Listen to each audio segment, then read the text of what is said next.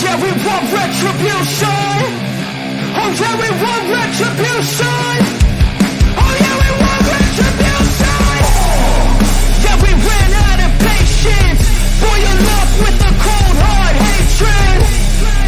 I can feel the vibration, feet in the streets, it's a new sensation. I wanna break faces on the pavement. I wanna make greatness look complacent. Adrenaline awakened, I can taste it. We can make an impact, grab and then take it.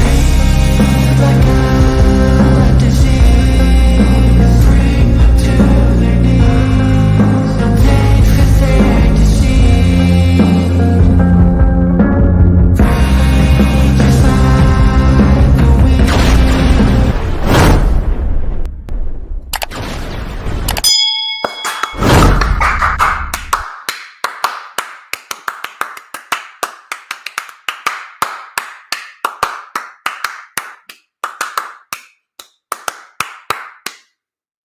It is a new year, ladies and gentlemen. New year, new opportunities, and fresh starts.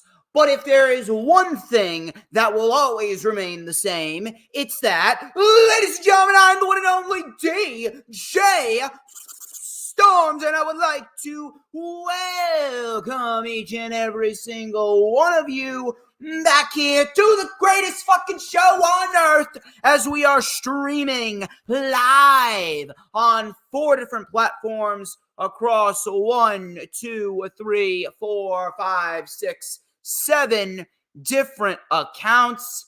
And we are set and ready for another rockin' episode of the Lightning Flash Update. As of course, you already know who I am, Mr. Controversy, and the operator of the best damn X, formerly known as Twitter, handle. No!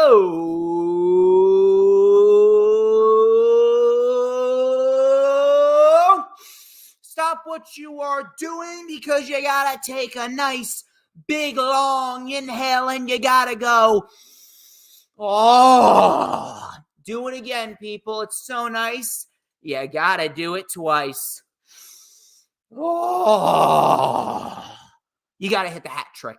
Gotta hit the hat trick. You gotta do that trifecta, because that is how good it is. You gotta feel it, and you gotta go, oh, shit.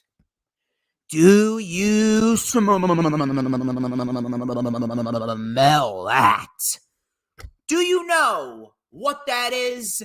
I'm telling you, it's a new year, but that oh so particular smell remains the same, because it is now and forever the smell of pure fucking excellence. Wait for it. Wait for it.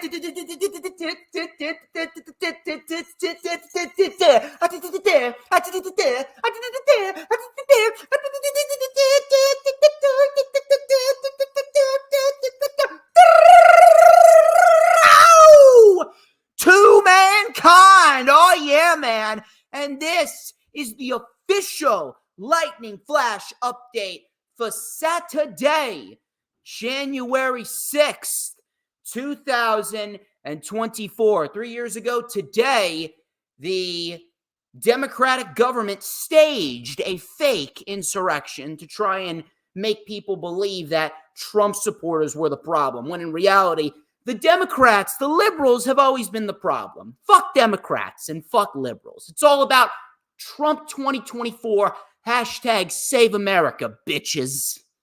That's what I like. That's what I'm supporting. That's my New Year's resolution, to vote for Donald Trump, just like I did in 2020. Anyway, ladies and gentlemen, I hope you guys had a wonderful, wonderful holiday season. Another holiday season has come and gone, and once again, I felt as though I did not have the proper opportunity to really sit down and enjoy the holiday season. It always goes so fast. And it always catches me by surprise how quickly time is moving. But regardless, I hope you guys had a wonderful Christmas, Hanukkah, Kwanzaa, whatever the hell you celebrate. Hope you had a great New Year's. I hope your New Year's was a hell of a lot better than mine, because I was bedridden for the first 2 days of 2024 with a stomach bug. Not sure how the hell it happened. Not sure what the fuck caused it, but it was a bad stomach bug. Matter of fact, 4 other people in my family got it. So needless to say, it was not necessarily the way that I wanted to start off my 2024, but I have since recovered. I am much better than where I was on Monday. That's for sure. I went through billing week at work this week, so I'm ready to talk some pro wrestling, relax, do nothing. I just want to do the things that I like to do. I would like to sleep. I like to eat some good food, watch some pro wrestling, stream about some pro wrestling. 2024, it is going to be a very big year, and I'm very, very pleased to say that I have the best fans in the entire IWC. Very, very appreciative of all of you for making 2023 the best year for the DJ Storms brand possible, and 2024 is going to be even better. We closed out the year with a bang. We streamed live from the Rockaway Mall in Rockaway, New Jersey last Saturday for the Masters of Your Memories Con. We actually had Will Janowitz of The Sopranos on the Lightning Flash update. So if you want to go back and rewatch the final Lightning Flash update of 2023, it's on the channel now. And I also want to shout out Mac the Giants fan. Thank you very much to him for coming on my channel last Sunday. He was on my channel for the rewind for AEW World's End, and we have a new Continental Crown champion. His name is Eddie Kingston. We have a new AEW World Champion. His name is Samoa Joe. And the devil was revealed to be Adam Cole. We talked about that show. It was a solid pay-per-view, but certainly not AEW's best. And I'm not really sure what happened, but a big portion of that definitely has to do with fucking Nick Hausman and him being a fucking asshole trying to spew lies about Chris Jericho. Fuck Nick Hausman. Fuck Nick Hausman all day, every day. I hope Jericho sues that motherfucker for everything that he owns. Not even joking. Not even joking. But regardless, we are going to go over all the news, rumors, and reports over the course of the last week. We have Nick Nemeth, formerly known as Dolph Ziggler, and Matt Riddle making their debuts for New Japan Professional Wrestling. And my God, do they have big plans for those two, does New Japan. 2 big matches set for those two going into the future. And Nick Nemeth, very, very happy that he landed in New Japan. I think that is going to be a huge, and I mean a huge benefit to his career. He's going to showcase to everyone exactly why WWE dropped the ball with him. On top of that, Mercedes Moné could very well be coming on into All Elite Wrestling sooner rather than later. On top of that, Trinity Fatu, a.k.a. Naomi, could be heading back to WWE. Battle of the Belts 9 is set for next Saturday. And Kevin Dunn, Vince McMahon's right-hand man, Timmy Turner, all grown up with the 2 buck teeth. He is gone from the WWE, and we can rejoice. Oh, happy day. The Vince McMahon administration has been exiled from WWE. I'm telling you, we already have John Laurinaitis. He's out. Vince is out. Kevin Dunn is out. All we need now is to get Bruce Pritchard out of there. And I'm telling you, WWE is going to be full-fledged a Triple H company. It's a great thing to see. On top of that, we're going to go over 4 weekly shows this week. 4 weekly shows this week, and it was a great week for pro wrestling. A great week for pro wrestling across both WWE and AEW. We got some great wrestling, some great storytelling, some great promos, a lot of good things to look forward to in the year 2024.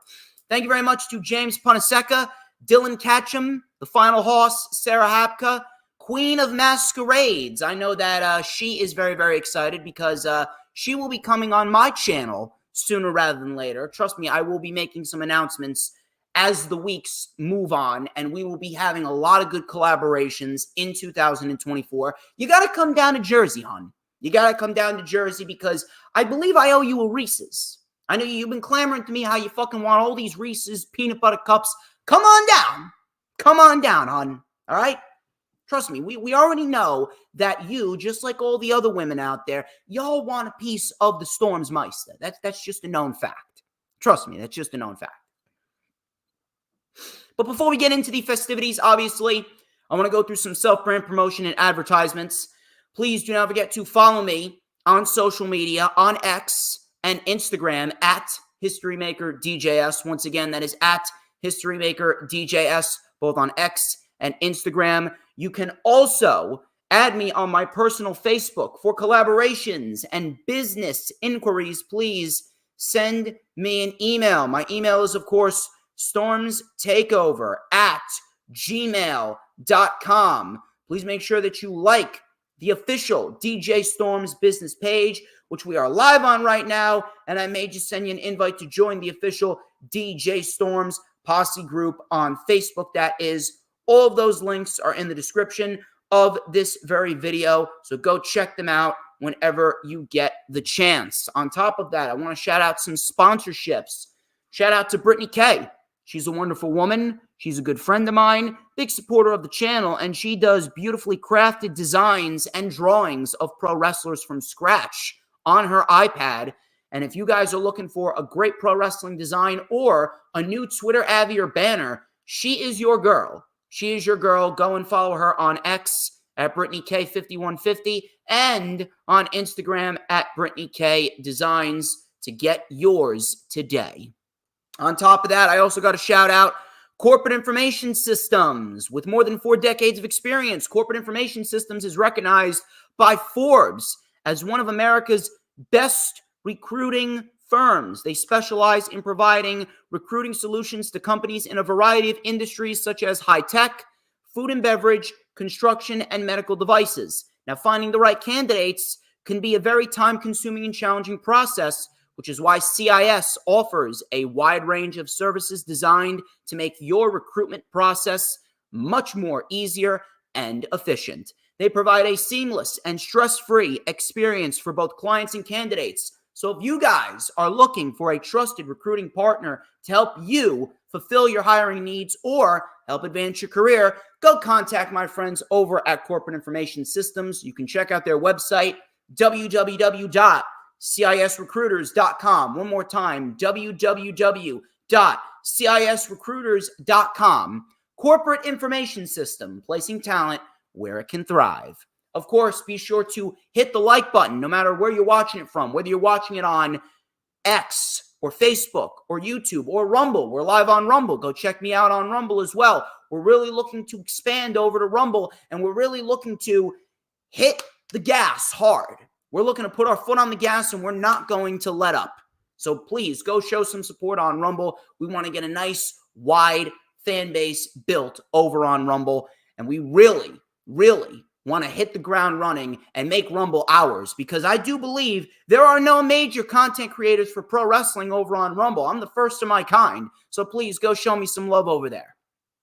On top of that, please make sure you share the stream out on all platforms, social media. I know that Courtney McCarron, she already did that. Please, if you guys haven't already done so, share the stream on all platforms, whether it be X, whether it be Instagram or Facebook or Pinterest or Tumblr or Snapchat or TikTok or Twitch. Please do so. It's incredibly vital that we get as many people in here as possible, because I make people's lives better. That is a known fact. Every single time someone gets DJ Storms injected into their veins, they automatically get that surge of adrenaline going. I'm telling you, I make people's lives better. I make people more excited. If you don't have DJ Storms in your life, are you really living? The answer is no. On top of that, please make sure, whether you're watching on the Hardcore Sports YouTube channel or my YouTube channel, hit that subscribe button. We're looking to continue to expand on YouTube as well. We're on the road to 2,300 subscribers over on YouTube on my channel, and then we're on the road to 1,000 subscribers for the Hardcore Sports YouTube channel. It's incredibly vital that you start promoting, and that way, you know that you are aiding Hardcore Sports and becoming the #1 place for all sports analytics, and you're aiding me and supporting me for being the greatest wrestling analyst on the planet. There's a reason why I'm here and everyone else follows. MJF always says that there's levels to pro wrestling. There's levels to this shit too. And I'm at the top. On top of that, please make sure, whether you're watching on my channel or the Hardcore Sports channel, after you hit that subscribe button, you hit that notifications bell with a huge coup de grace, because that way you're going to know whenever I pop up on YouTube. Because whenever I pop up on YouTube, oh, baby, it is the best time to be on YouTube. You know why? Because it's the only time, the only place that you're going to get to see this glorious sideburn chin strap combination and this beautiful mustache right here. I got a new haircut as well, but we're going to light it up right here for the first time in 2024 right here. Oh, yes. Oh, yeah, baby. Oh, yeah. This beautifully crafted magical ace black comb. Hold on, I gotta blow on it. It is so hot. It is so sizzling. And we're going to light it up right here on the first LFU of the new year. You already know what time it is. We're going to light it up with a little and a dash of and a whole lot of because like hot, freshly made pasta rigatoni with bolognese sauce, I am just so good. I am the tastiest snack in the IWC, and everybody wants a piece of the Stormsmeister. You already know the drill. Anyway, enough of the self-brand promotion and the advertisements. Why don't we get straight into the festivities here on the Lightning Flash update. I got a report from Dave Meltzer regarding Samoa Joe and the plans for him as the AEW World Champion. I mean, we may as well start with what happened at World's End. As it relates to MJF, Dave Meltzer reported on Wrestling Observer Radio that MJF is indeed dealing with a legitimate torn labrum, and he is expected to be off AEW TV for a while following his loss to Samoa Joe. Now, Meltzer reported that MJF is currently debating. He's debating whether or not he is going to get immediate surgery or if he's going to take time to rehab. Now, he's dealing with a number of injuries, but he wanted to see the Devil storyline through. He's debating on whether or not he does need full-blown surgery, and if he does need surgery, he's going to be out for close to a year. This is actually according to Fightful. Dave Meltzer reported that despite the injuries, despite the torn labrum, despite the hip injury, the plan was always for Samoa Joe to win the AEW World title on December 30th. Now, I don't know if I truly believe that. Simply because of the fact that the whole issue with Samoa Joe, it almost seemed as though it was a backup plan. It felt like a backup plan because Adam Cole went down with a legitimate injury himself. I had it in my mind that Adam Cole was going to be the guy to take the title off of MJF. Now, in the end, Adam Cole ended up aiding in getting the title off of MJF because he kind of played with MJF's emotions a little bit. He played with his mind. He took his mind off of the World Championship match slightly and put it on the Devil. And now MJF is without anything. MJF lost the Ring of Honor World Tag Team titles. He lost the AEW World Championship. And now the feud between Cole and MJF is going to take place without the championship. But if anything, I had it in my mind that the World's End main event was ultimately going to be Adam Cole versus MJF.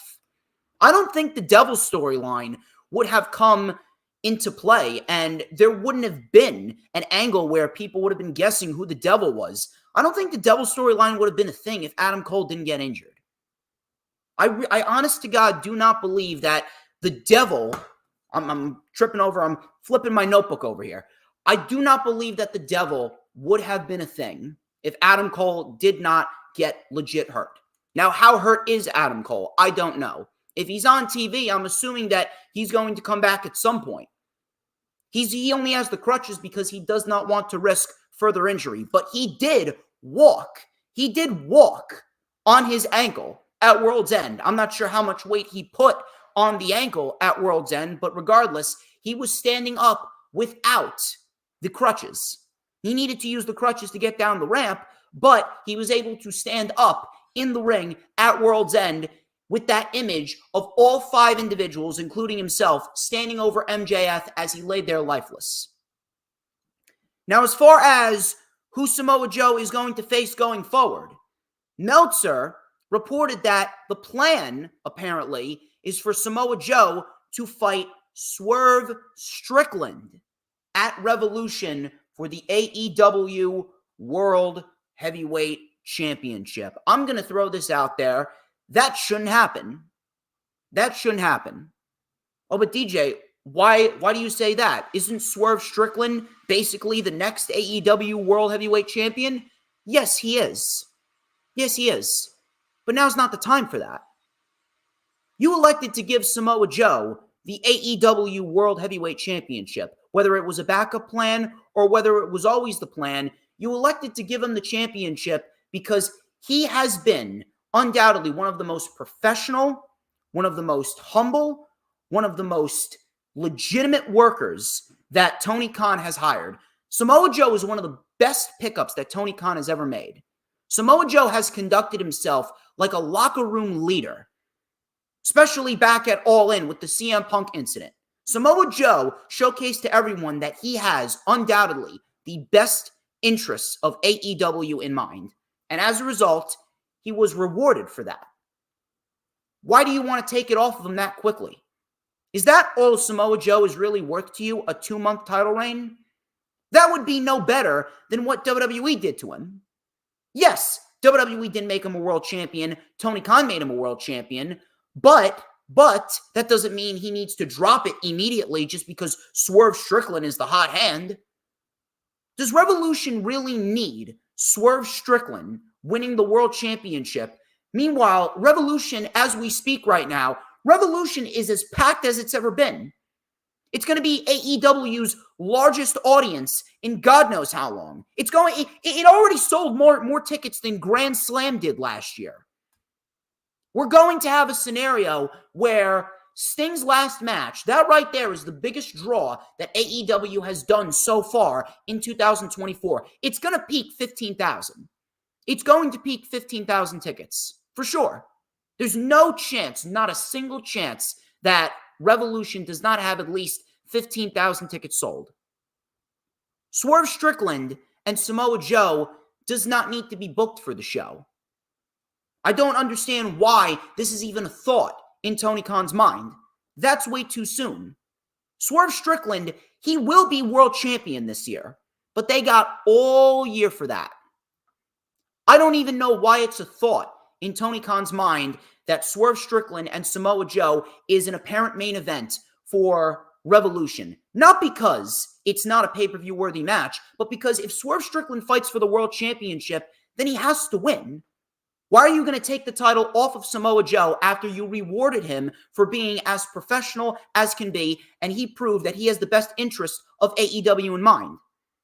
Hangman confronted Swerve Strickland on Dynamite this past Wednesday. That should be the match at Revolution for those two. Steel cage match. Who fights Joe? You got two very suitable names in Jon Moxley and Bryan Danielson.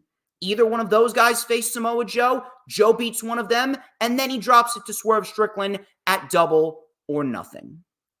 That is the best way to go. Taking the title off of Samoa Joe after 2 months, that will devalue what Samoa Joe has done. You can't do that. You just can't do that. You cannot put the title on someone only to have them drop it, 60 days later? Especially the World Championship. I said it once, I'll say it again. There should be no such thing as a transitional champion.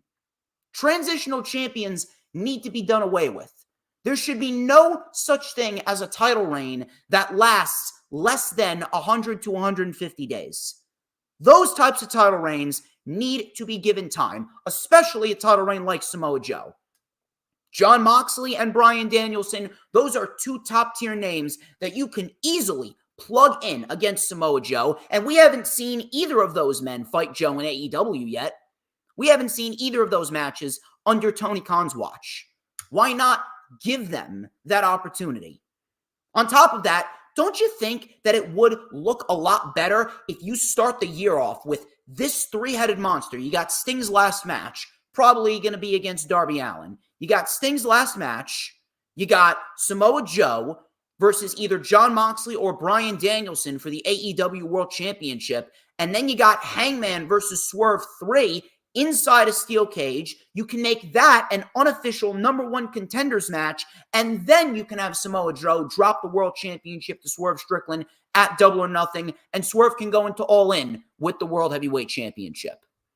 That is a lot better than just putting the title on Swerve at Revolution. You're really going to waste Hangman Swerve Part 3 on a Dynamite?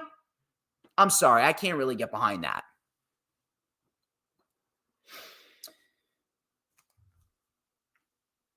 Dragon Lee, he was supposed to appear on the NXT New Year's Evil special this past Tuesday. He did not make it. He did not make it because of visa issues. PW Insider reported that the delay in his return to the U.S. was attributed to the holiday season, causing the visa not to arrive in time for NXT's first show of the year. Now, it really didn't make much of a difference. It really didn't make much of a difference if we're going to be quite honest. It didn't. It didn't make much of a difference because the NXT New Year's Evil show sucked. It's quite disappointing because I was actually looking forward to a couple of things on the NXT New Year's Evil show. I was actually looking forward to Lyra Valkyria versus Blair Davenport. They barely gave those two women 10 minutes. As we speak right now, Dragon Lee, you could make the argument that he's above NXT. You've been having Dragon Lee appear on the main roster for how long now? You've been having Dragon Lee appear on the main roster for how long now? Why is he still in NXT? Why is he still in NXT? I understand that Dragon Lee is probably the best representative for the NXT North American Championship, but at this rate, Dragon Lee, he is well above whatever the fuck they're doing down there in the PC. Or the fucking Capitol Wrestling Center, the home of NXT, whatever the fuck they call it. Either way, NXT right now, new year, same problems. New year, same problems for NXT. I don't give a fuck. The only reason why I'm covering NXT pay-per-views is because sometimes we do get some decent NXT pay-per-views. And in addition to that, it's more content, which means more eyes, more views, more watch hours.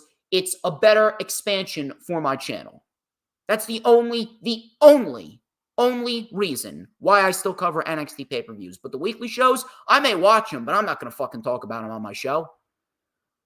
But I hope that Dragon Lee gets back sooner rather than later. I'm hoping he gets back sooner rather than later because when Dragon Lee's on television, the show is better. Dragon Lee makes people better. Whoever he fights in the ring automatically becomes better. Dragon Lee is an individual that they should be building the company around for the future. And I expect great things from Dragon Lee in 2024. Trinity Fatu, a.k.a. Naomi, the wife of Jimmy Uso, according to Fightful sources within WWE and Impact, Trinity Fatu, they expect to return to WWE barring unforeseen circumstances. WWE has had long major interest in bringing her back. Now, the rumors to this were actually fueled when Impact came out in a promotional package, and they're now calling their major shows, their pay-per-views, they're calling them premium live events. That has fueled into the rumor that Impact may very well have struck a deal with Peacock. And maybe we could see Impact and WWE formulate a partnership. We thought that was going to be Triple H's major announcement this past Thursday. That was not the case. Instead, Triple H's major announcement was the fact that we have Money in the Bank and NXT Heatwave coming to the Scotiabank Arena in Canada during the 4th of July weekend after the 4th of July holiday. That's going to be on July 6th, and that's going to be on July 7th. July 6th will be Money in the Bank.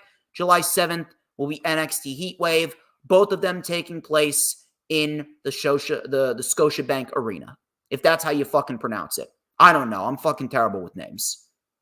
But Naomi, coming back to WWE, I don't know. I don't know how I feel about that. Now, granted, the women's division is a hell of a lot better than what it was prior to Naomi, Trinity Fatu, and Sasha Banks leaving. But it almost seems as though Naomi, Trinity Fatu, it almost feels like she hasn't even scratched the surface of what she can do outside of WWE. Same thing with Sasha, Mercedes Moné. This is why I wasn't in favor of Mercedes Moné and Naomi going back to WWE, because they've pretty much done all they can do. If Naomi comes back to WWE, what exactly is she going to be doing? What exactly is she going to be doing?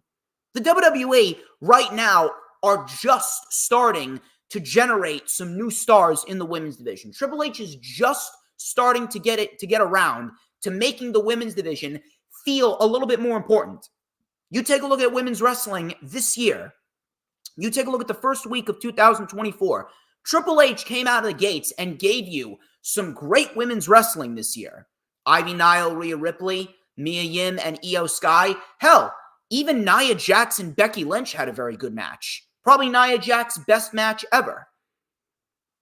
So I'm not going to say that the women's division is still in a shit position, but it feels like Naomi could still do a lot more. And there's a lot more places she could work, a lot more matches to be had. I would have loved to have seen Naomi, Trinity, in Ring of Honor. I actually thought that she was going to Ring of Honor because she actually showed up at Supercard of Honor last March. She showed up at Supercard of Honor and she watched Athena retain the Ring of Honor Women's World Championship over Yuka Sakazaki. I thought that's the match that they were headed for Death Before Dishonor. That wasn't the case. But I don't know. I honestly don't know what's going to happen. As far as Naomi goes, only Naomi knows where she's going to end up. Naomi, Trinity Fatu, has been doing great work in Impact. Now, with these rumors of her returning to WWE, I don't know where she is going to fit in. Could we potentially see her in the Royal Rumble? Maybe. Maybe we could see her in the Royal Rumble as an Impact crossover. Maybe we could see the partnership between Impact and WWE become a reality. Maybe she ultimately loses the Impact Women's Knockouts Championship and moves back over to WWE. But where is she going to fit in? I'm sure Triple H will find a place for her, but it seems as though right now Triple H's priority seems to be Rhea Ripley and Io Sky as the top two names that he's trying to build up. Everyone else kind of feels like an afterthought. And on top of that, like I said, it feels like there's a lot more that can be done with Trinity outside of WWE. But ultimately, the decision is going to be up to her.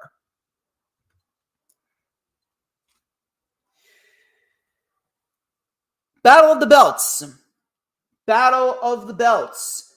It was announced by AEW last night on Rampage, and Ringside News even confirmed it. AEW Battle of the Belts 9 will take place next Saturday, January 13th, immediately after Collision at 10 p.m. Eastern Time. I'm still holding out for Battle of the Belts to become an important show, although it really does feel like an extra hour of Rampage. I would really love to see Battle of the Belts become the true mini pay-per-view for AEW. I would move Battle of the Belts to a Sunday, and I would have Battle of the Belts expand to 2 hours on TV, and I would really, really make all championship matches feel important. I would put 5 big championship matches on the show, and I would just let them go out there and do what they need to do to get the matches over and get the championships over. We've had some great wrestling on Battle of the Belts. Don't get me wrong. We've had some great wrestling on Battle of the Belts, but it kind of just feels like a show for the undercard championships. I would love to see the World Championship defended at Battle of the Belts sometimes. I would like to see the TNT Championship defended at Battle of the Belts more often, or the International Championship defended at Battle of the Belts more often, the tag team titles defended on Battle of the Belts more often. We'll see what happens, but listen, I'm going to enjoy what they put out because when it comes down to it all, AEW, they are number one when it comes to belt-to-belt action. When it comes to that belt-to-belt action, it is absolutely going to be worth the watch.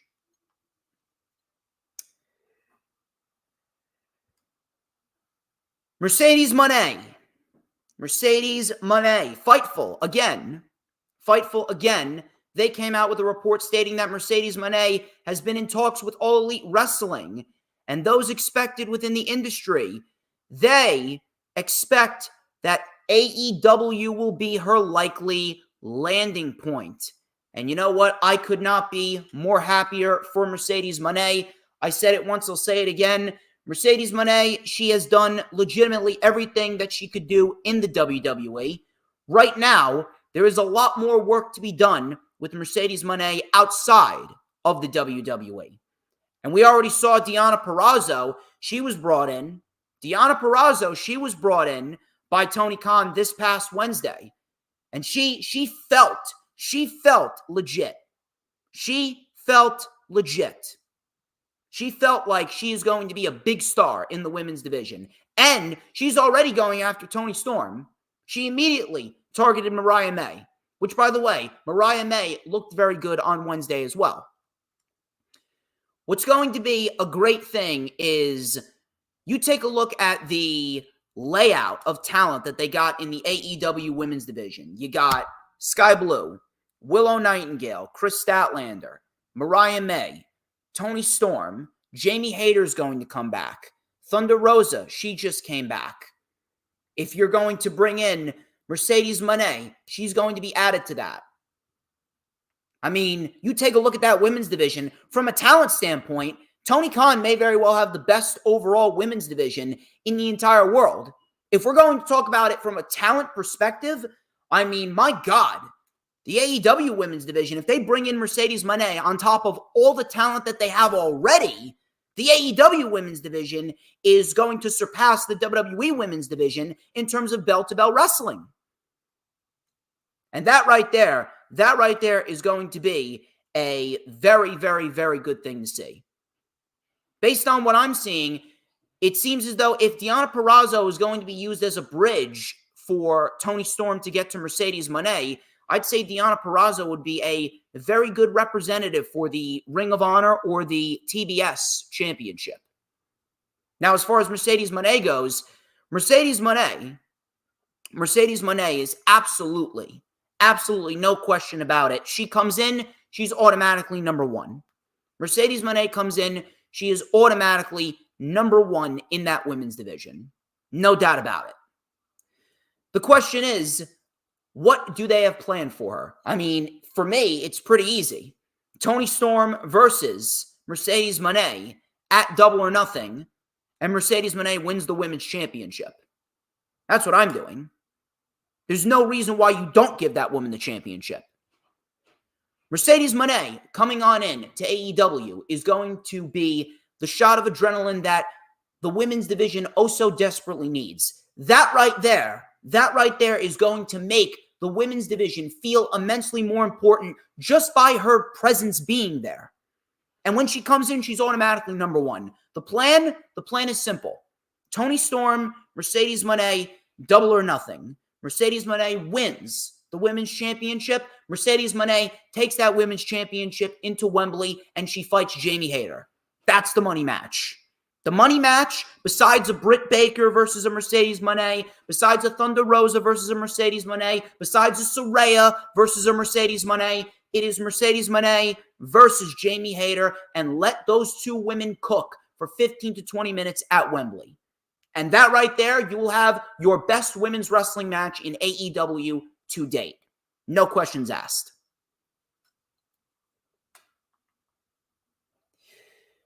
Speaking of women's wrestling, Raquel Rodriguez, she actually came out and she took to her Instagram to reveal a rather shocking medical condition that she has.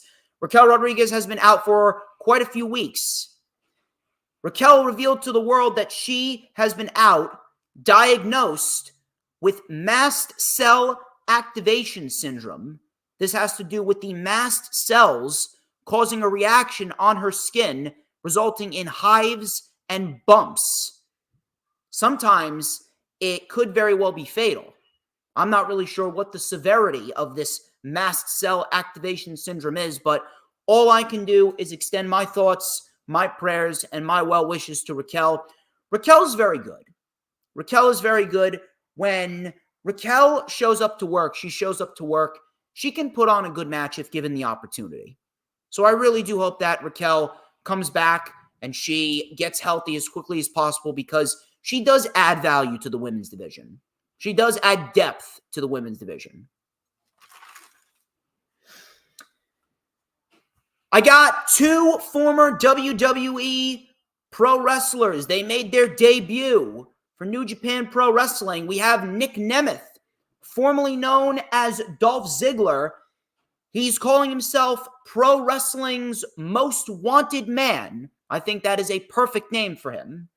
Nick Nemeth, formerly known as Dolph Ziggler, he made a surprise appearance at New Japan Pro Wrestling's Wrestle Kingdom this past Thursday, January 4th, when he made an appearance in the crowd. After David Finlay won the IWGP Global Championship by defeating Jon Moxley and Will Ospreay, he then proceeded to get into a brawl with Nick Nemeth at ringside. They then got into a brawl backstage during the New Japan Pro Wrestling Wrestle Kingdom press conference. And it seems as though Nick Nemeth is going to be your new IWGP Global Champion sooner rather than later.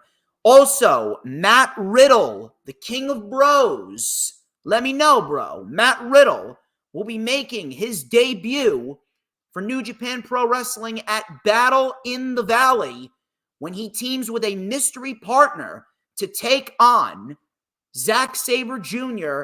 and Bad Dude Tito of TMDK. Matt Riddle recently made his return to pro wrestling at MLW when he fought Jacob Fatu in what was a very, very physical match. This is a great thing. This is a great thing. And you know why it's a great thing? Because this right here, the additions of Nick Nemeth and Matt Riddle to New Japan Pro Wrestling, this gives New Japan Pro Wrestling a shot of adrenaline. Now, I'm going to throw this out there. I do not watch New Japan Pro Wrestling, but I saw that Nick Nemeth and Matt Riddle made their debuts, or they're going to make their debuts for New Japan Pro Wrestling.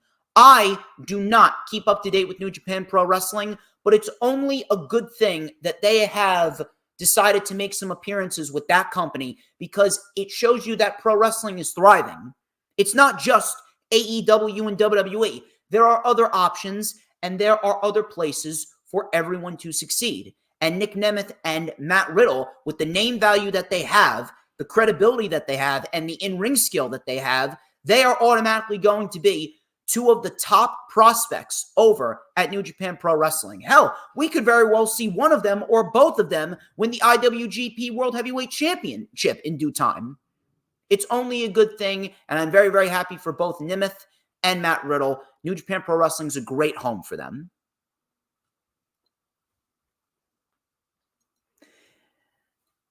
And then finally, our big report.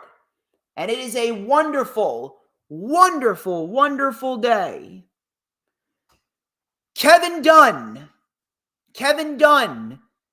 according to PW Insider, Kevin Dunn informed WWE last week that he planned to leave the company at the start of the year. There was a push to get him to stay up until the Rumble or WrestleMania. I don't know why. However, he preferred a clean cut and is done, effective immediately.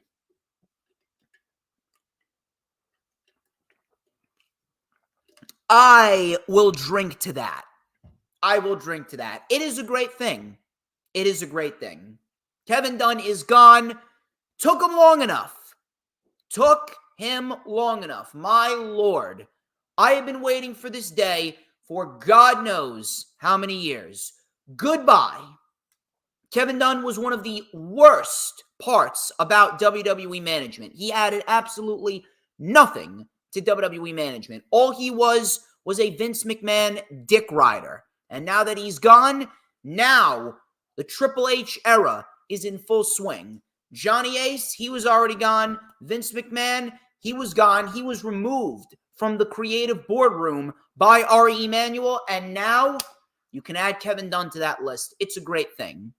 It's a great thing. Listen, I understand that he may very well be very, very good from a production standpoint, but he was nothing more than a Vince McMahon yes-man. He was nothing more than a Vince McMahon yes-man operating with an out-of-touch mentality, did not need to be involved in pro wrestling anymore. And I hope to fucking Christ that Tony Khan doesn't hire him. I really hope to Christ Tony Khan doesn't hire him. Maybe if he sticks to production, maybe I would be a little bit more open to it, but you already got Mike Mansory. You got Mike Mansory over in AEW. He's got the camera work down to a T. He's got the camera work down to a T. You don't need Kevin Dunn over in AEW. All we need now is Bruce Pritchard gone. And the sooner that we get Bruce Pritchard gone, the better. Those are all the news, rumors, and reports that I got for you. I hope that you guys are having a very, very, very good time so far on the first LFU of the year. We got ourselves 4 weekly shows to go over. And like I said in the beginning, it was a very, very, very good week. A great week, actually, for pro wrestling across the board, across all major television shows. And we're going to go over that in just a little bit. Once again, thank you very much for stopping on by. Please make sure, if you haven't already done so, hit the subscribe button, hit the like button, share it out on all platforms, social media. Start watching me on Rumble as well. So that way we can get some traction going over at Rumble. Go follow me on Rumble at DJ Storms. You will not regret it one bit. Let's talk about Raw Day 1.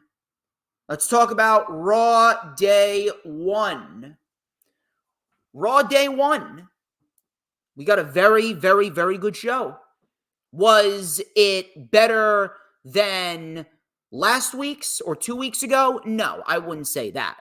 There were a couple of blemishes on Raw Day 1, but for the most part, Raw Day 1 was a very, very, very good show. It flowed well. We had the important shit out there. We had a lot of great wrestling.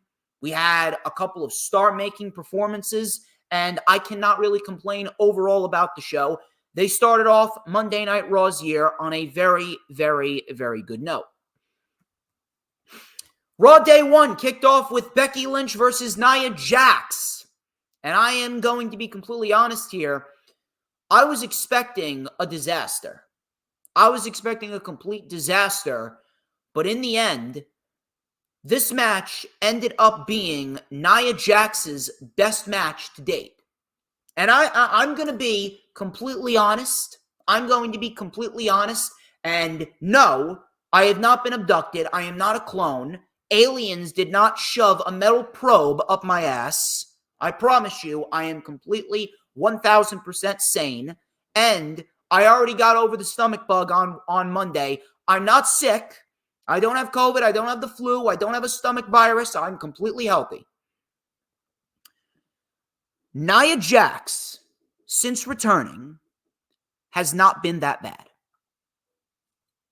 I know. It may come as a shock to you, but ever since she came back, she has not been that unbearable. Is she a great women's wrestler? Absolutely not. Do I want to see her on TV? No, I don't want to see her on TV. But, from an overall perspective, Nia Jax has not been that terrible. Matter of fact, I have been able to tolerate Nia Jax over the last 5 months a lot more than I've been able to tolerate Alexa Bliss ever since Alexa Bliss got called up to the main roster. I cannot stand Alexa Bliss. Alexa Bliss offers no value. Nia Jax, I have not minded Nia Jax. She's been involved in some decent matches as of lately. She had a decent match with Raquel on Raw. She had a decent fatal 5-way at Crown Jewel with 4 other women. And she had a very, very solid match here with Becky. Matter of fact, this was Nia Jax's best match to date. Nia Jax's best match to date.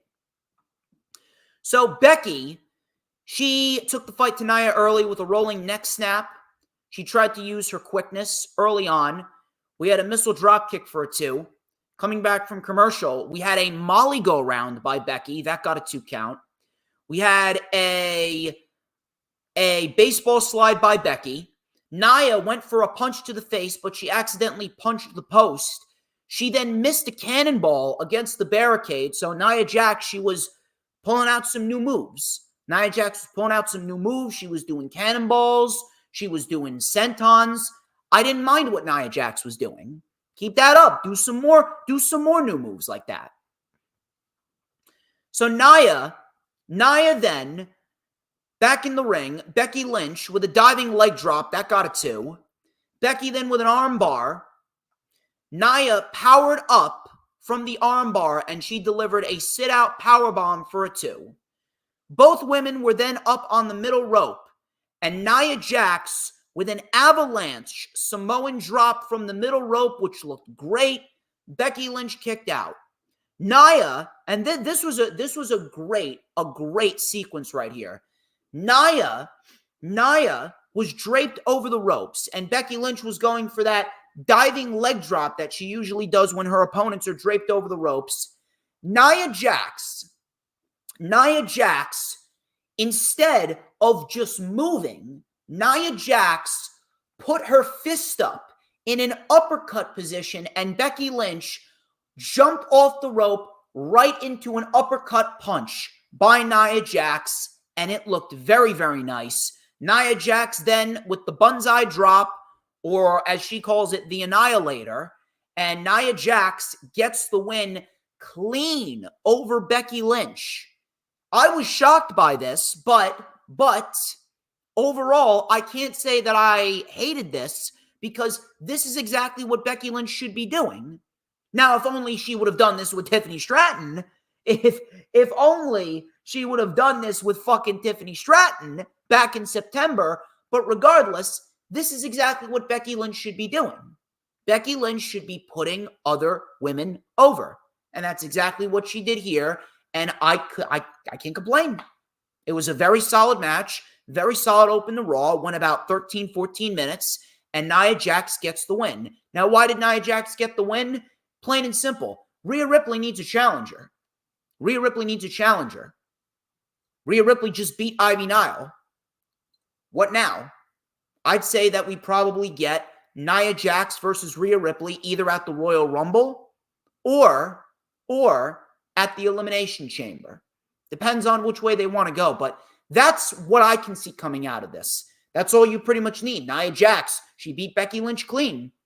There was no fuckery, no tomfoolery. She beat Becky clean. She didn't cheat. She didn't cheat. So why not give her Rhea Ripley and have Rhea Ripley beat her and enhance her character going into WrestleMania? Because it's ultimately going to result in either Rhea versus Liv Morgan or Rhea versus Becky. Cody Rhodes came out to address the crowd. Adrenaline in my soul. 2024, the year of Cody Rhodes. Probably not because The Rock's back. Oh! He welcomed everyone to Day 1 Monday Night Raw. He says that he feels like he's stuck. He's stuck with Shinsuke Nakamura. This should be over. You're right, it should be over. Your story should be over. Your story should be over. Your story should have ended at WrestleMania with you winning the championship from Roman, and you should have started a new story as world champion. So, Cody challenged Nakamura to a match tonight on Day 1. Nakamura came up on the screen. He talked about how easy it was to get into Cody's head. He's pushing his character to the brink of insanity. He's becoming the author of his own story. I'm going to give you one more week to dream, and I'll finish your story and close your book. And that was the promo. We're getting the match next week. Again, I don't know why you didn't just do Cody and Nakamura in a no DQ match on day one Raw. That would have made the show feel a little bit more important. Just throwing it out there.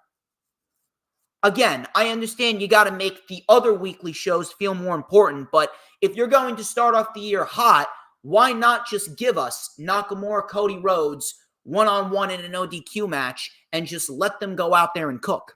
We already saw what they did with Nakamura and Rollins at Fastlane. They had a very good last man standing match. Why not do the same thing with Cody and Nakamura? But it doesn't have to be a last man standing match. It could be a regular no DQ.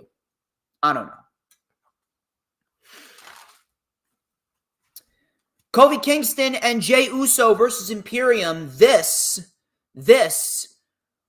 was pretty much made because 2 weeks ago, Kofi Kingston was giving out presents dressed as Santa Claus before Imperium attacked, and Jey Uso, he made the save. This match ultimately was stopped because Giovanni Vinci caught a drop kick from Kofi, which resulted in him getting his head dribbled off of the mat, which looked nasty. Thankfully, he's okay. I actually heard from one of the sources in the wrestling community. I can't remember whether it was Fightful or PW Insider, but I heard from one of the sources that Vinci was seen walking it off, so he seems to be okay. I'd like to hope that he's not seriously concussed. I don't really know what this is leading to. The only thing that comes to mind to me is if we're going to have Jey Uso mix it up with Imperium, is Jey Uso going to be Gunther's next challenger? Could we see Gunther versus Jey Uso either at the Royal Rumble or Elimination Chamber? You know what? I wouldn't mind that. I wouldn't mind that at all. I think that that is a great move. Although the best result for WrestleMania should not be Jey Uso versus Gunther. It should be Gunther versus Chad Gable, with Chad Gable getting the victory over Gunther and becoming the Intercontinental Champion. That's the way to go. Miz TV. This is where things really started to take a turn for the worse. Miz TV. He introduced the Judgment Day, but they didn't come out. Only R-Truth came out. R-Truth then says he works for PR and administrative work for the Judgment Day. He's trying to make the Judgment Day more likable to everyone. JD McDonough and Dominic then came out. JD was clearly pissed. Dom kept on getting booed, in his hometown nonetheless. We then had Truth being hyped up by The Miz. He says, you know, when Truth said that you're not in the Judgment Day, he's actually correct because you lost a Loser Leaves Judgment Day match a couple weeks ago. So Dom called Miz a loser because he spent his 2023 getting destroyed by Gunther. Meanwhile, Miz says, you know what? I can still create moments. The only moment that you have on your resume is being whipped by your daddy at WrestleMania. So ultimately, this resulted in a tag team match. Don't know why, but it was Judgment Day versus the Awesome Truth. This resulted in R-Truth kind of at war with himself. He didn't know whether to punch out The Miz. He didn't know whether to punch out JD. And he did the Shawn Michaels Ric Flair line, I'm sorry, I love you. And then all of a sudden, he went for the punch, but The Miz moved. He punched JD. And The Miz delivered a skull-crushing finale. And The Miz gets the win for himself and R-Truth. I don't know where they're going here. I really don't know where they're going here, but I'm going to throw this out there. This shit is terrible. R-Truth and this whole R-Truth Judgment Day shit, I don't give a fuck how funny R-Truth is. I don't give a fuck what they're having him do. I don't give a fuck who made this decision. I don't give a fuck who they trot out there to have R-Truth bury on the microphone in a comedic way. I don't give a shit if R-Truth is going to come out there and do the Damian Priest all rise shit with the Judgment Day. This shit is terrible. This is getting ridiculous. I don't know whose decision this was, but this needs to end, and it needs to end ASAP. This is devaluing the Judgment Day. I don't give a fuck how funny R-Truth is. R-Truth, for all we know, could be the funniest man walking the planet right now. This shit with the Judgment Day is ridiculous. The Judgment Day, as we speak right now, should be looked at as a serious threat. Are we really going to have R-Truth be the man that causes the Judgment Day to split up? Is he going to cause the tensions between the Judgment Day? God forbid he's the reason why Damian Priest fails at his cash-in. The Judgment Day should be running the tag team division, and we should be building towards a Damian Priest cash-in at WrestleMania. Whatever the fuck they're doing with R-Truth here, it needs to go away. It was funny at first. It was funny the first time and the second time. Now it's getting fucking annoying. We need to get R-Truth far away from the Judgment Day.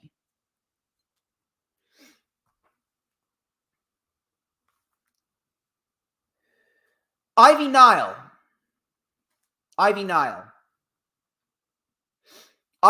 took on Rhea Ripley for the WWE Women's World Championship, and this was very, very, very good.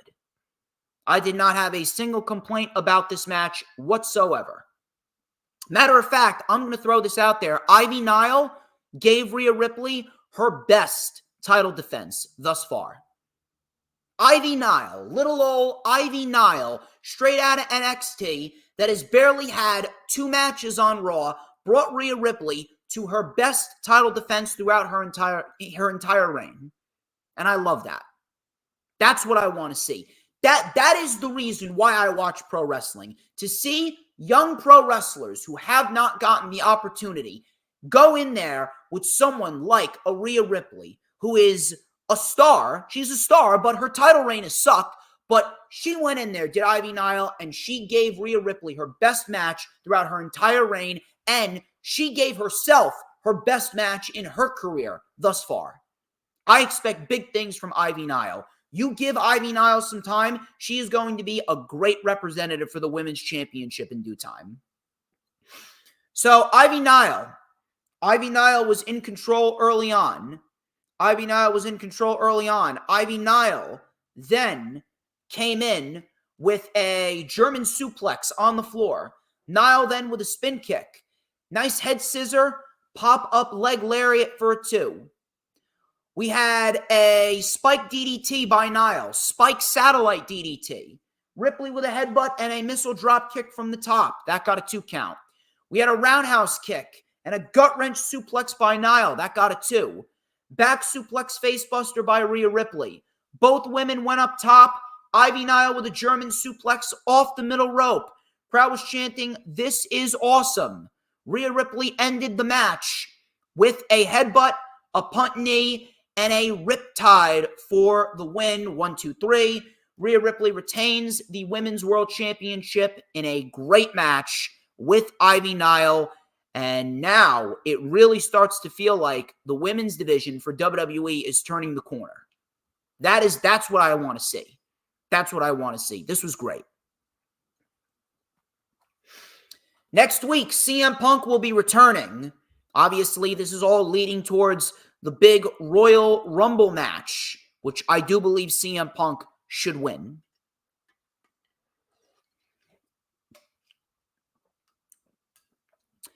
Triple H, he hyped up the return of a former WWE champion.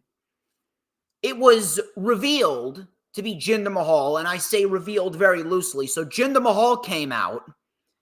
You could just see the crowd just sigh in disappointment. Yeah, here's what I don't understand. I really don't understand how Jinder Mahal has any fanfare or support. What the fuck has the guy done? What the fuck has the guy done to warrant any support? The guy is a fucking terrible pro wrestler. He may have cut a decent promo here, but the guy's a terrible fucking pro wrestler. The guy had one of the worst WWE title reigns of all time. And my God, God forbid, I'm so fucking happy that I muted Jay Leto. Jay Leto, like a fucking dumbass, came out and said that Jinder Mahal was one of the greatest WWE champions in the last 10 years. I don't know what the fuck that guy is smoking. At this rate, I have stopped taking him seriously. I am in a debate whether or not he is legitimately stupid and he believes the shit that's coming out of his mouth, or if he's just saying this shit to get attention. No disrespect to him personally. I think he's a great guy. But as a wrestling fan, that guy don't know his elbow from his ass. Jinder Mahal came out. He berated the crowd. Talked about how he was disappointed. He says that the United States is disappointing. It's a country built on division, ignorance, and misinformation. Listen, you could blame the Democratic Party for that. You could blame the Democratic Party for that. The Democratic Party is the reason why the U.S. is in such a shit state. Fuck the Democratic Party. Fuck this woke liberal ideology. Fuck Joe Biden. We need Trump back. So he says some words in Punjabi. He says that you guys managed to boo your own national anthem in Punjabi. You boo me because I am different. I speak with intelligence and truth. No, you don't. No, you don't. I speak with intelligence and truth. Listen here. Listen here, Jinder, or whatever the fuck your real name is. Listen, Jinder, you do not know how to speak objectively. I speak objectively.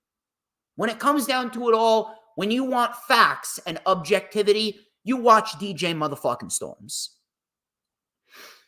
So all of a sudden, The Rock's theme music hit. Rock came out. He said to Jinder, "You're in trouble now."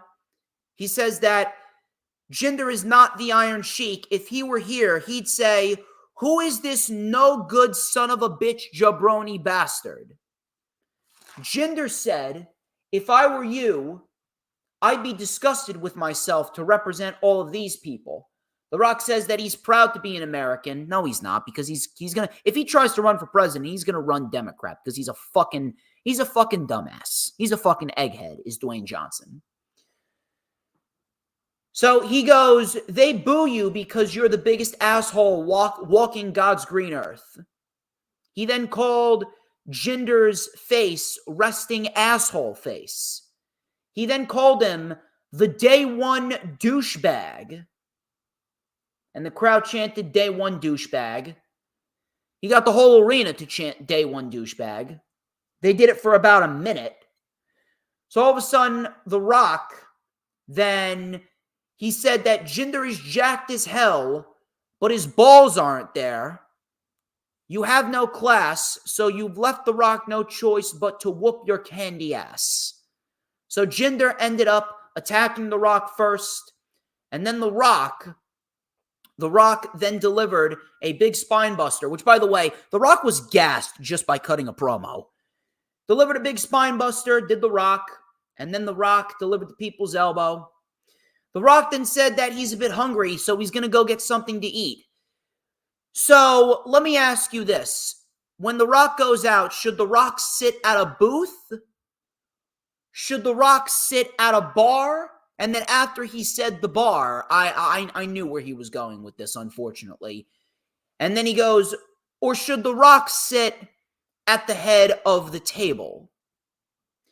You could have saved 10 minutes. You could have saved at least 10 minutes from this unnecessary fucking segment if you would have just had The Rock come out there instead of having Jinder go out there and cut a fucking meaningless promo. You could have shaved off 10 minutes if you just had The Rock go out there and state his intentions for the fact that he wants to fight Roman Reigns. He wants to sit at the head of the table. You know what happened when The Rock came out there? You know what I felt? I felt nothing. I felt nothing. All I felt was, oh great, here we go again. The Rock coming out here, taking up a spot from another full-time talent because WWE continues to be desperate. New administration, same fucking problems. Why is The Rock even there? Why is The Rock even there? And don't give me the fucking excuse that, oh, you gotta sell tickets, you gotta sell money. Don't be like fucking Bully Ray and just suck the WWE dick. Don't be like an Eric Bischoff and just ride that WWE cock morning, noon, and night. Why is The Rock there? What value does The Rock have in being there? Do they need The Rock? No. They don't need the fucking Rock. They're going to sell out. They're going to sell out the stadium in Perth, Australia, and they're going to sell out WrestleMania regardless. They're going to sell out WrestleMania and the stadium in Perth, Australia regardless. They got Roman, they got Punk, they got Cody, they got Rollins, they got Styles, he's back, Orton's back, LA Knight is hot, Logan Paul's going to be there, Gunther's going to be there, Brock Lesnar's probably going to come back, he's probably fighting Gunther. They don't need the fucking Rock. Why is he there? WWE does not need The Rock in order to make money. They don't. All they need to do is continue doing what they're doing. They have built a loyal fan base to a point where it doesn't matter what they do. The money's always going to be there. Now, what is going to go down? What is going to go down at WrestleMania? If you want me to be honest with you, I don't trust this company. And neither should you.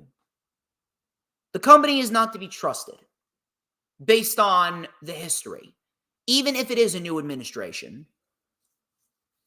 Some people are saying that, Cody's story is either going to wait or Roman's going to lose the championship. Roman is going to lose the title at the Rumble because now we got a fatal four-way booked for the Rumble. Roman's going to lose the title at the Rumble. It's going to be Cody and it's going to be Orton, and then it's going to be The Rock versus Roman at WrestleMania. Why? Well, why would you even think about doing that? How is that a good idea to anybody? You do realize what you're doing, right? If Cody Rhodes fights Randy Orton for the World Heavyweight Championship, for the WWE Undisputed Championship, you do realize that it's going to have to either be Cody and Orton getting a main event, or it's going to have to be Rollins and Punk getting a main event. One of those two is going to get the main event, and the other one is going to be shafted because ultimately the night one main event is going to be The Rock versus Roman. Why would anyone think that is a good idea? That takes away from what CM Punk's mission statement was when he came back. The whole reason why Punk is back is to right the wrongs that he didn't get to right during his first run in WWE. One of them is main eventing WrestleMania. And then secondly, why are you going to give the title to Orton just for him to be a fucking transitional champion? Why?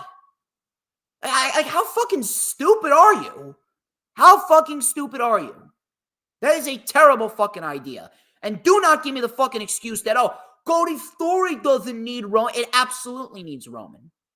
Cody's story revolves around Roman because the whole premise of Roman's title reign and the whole mission statement, which Roman's title reign should have been about, the whole mission statement for Roman's title reign should have never been about breaking records. The whole mission statement for Roman's title reign should have been using that to get over a new star. If Randy Orton wins the championship at the Royal Rumble in a fatal four-way match where Roman doesn't need to get pinned, do you realize that takes away from what Roman Reigns has done, and that takes away the opportunity to build a new star?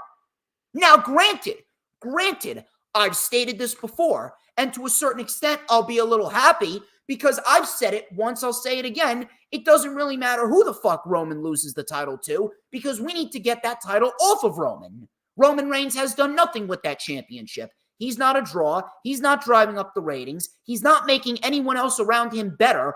All he is doing is padding his stats as the longest reigning world champion of the last 4 decades. That's all he's doing. That's all he's doing, and that's all WWE has going with Roman. Everything else regarding Roman fucking sucks dick. Roman Reigns should have lost that championship to Cody Rhodes at WrestleMania last year. However, we're in this scenario where we're right there. We're right there. We're this close to WrestleMania. Why would you contemplate taking the title off of Roman when we're virtually right at the end of the road? We're right at the end of the road, and the end of the road should come at WrestleMania 40 with Cody Rhodes winning. If you've waited a year and now you're not going to do it, why the fuck? Why the fuck did you even bring Cody back? Why the fuck did you even bring Cody back? Oh yeah, because you wanted to try and see if you could get one over on AEW. Yeah, you brought Cody back over pettiness.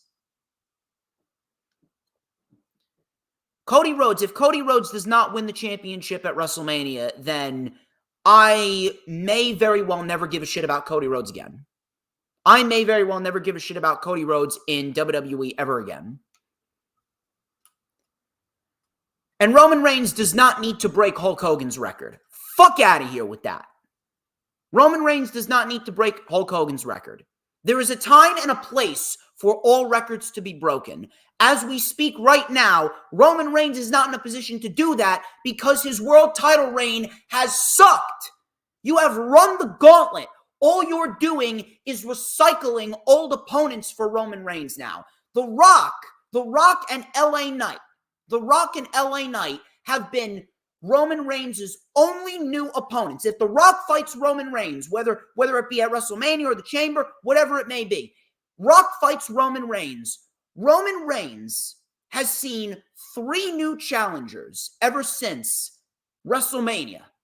Ever since he beat Cody, the only new challengers that Roman has had is LA Knight, AJ Styles, but then again, we've seen that match before. So realistically, you can knock Styles off. LA Knight and The Rock. 2 new challengers. What more new challengers do you have? They have failed to keep Roman's title reign important and fresh. Why the fuck does he need to hold the title all the way to September in order to beat Hulk Hogan's record? Fuck Hulk Hogan's record.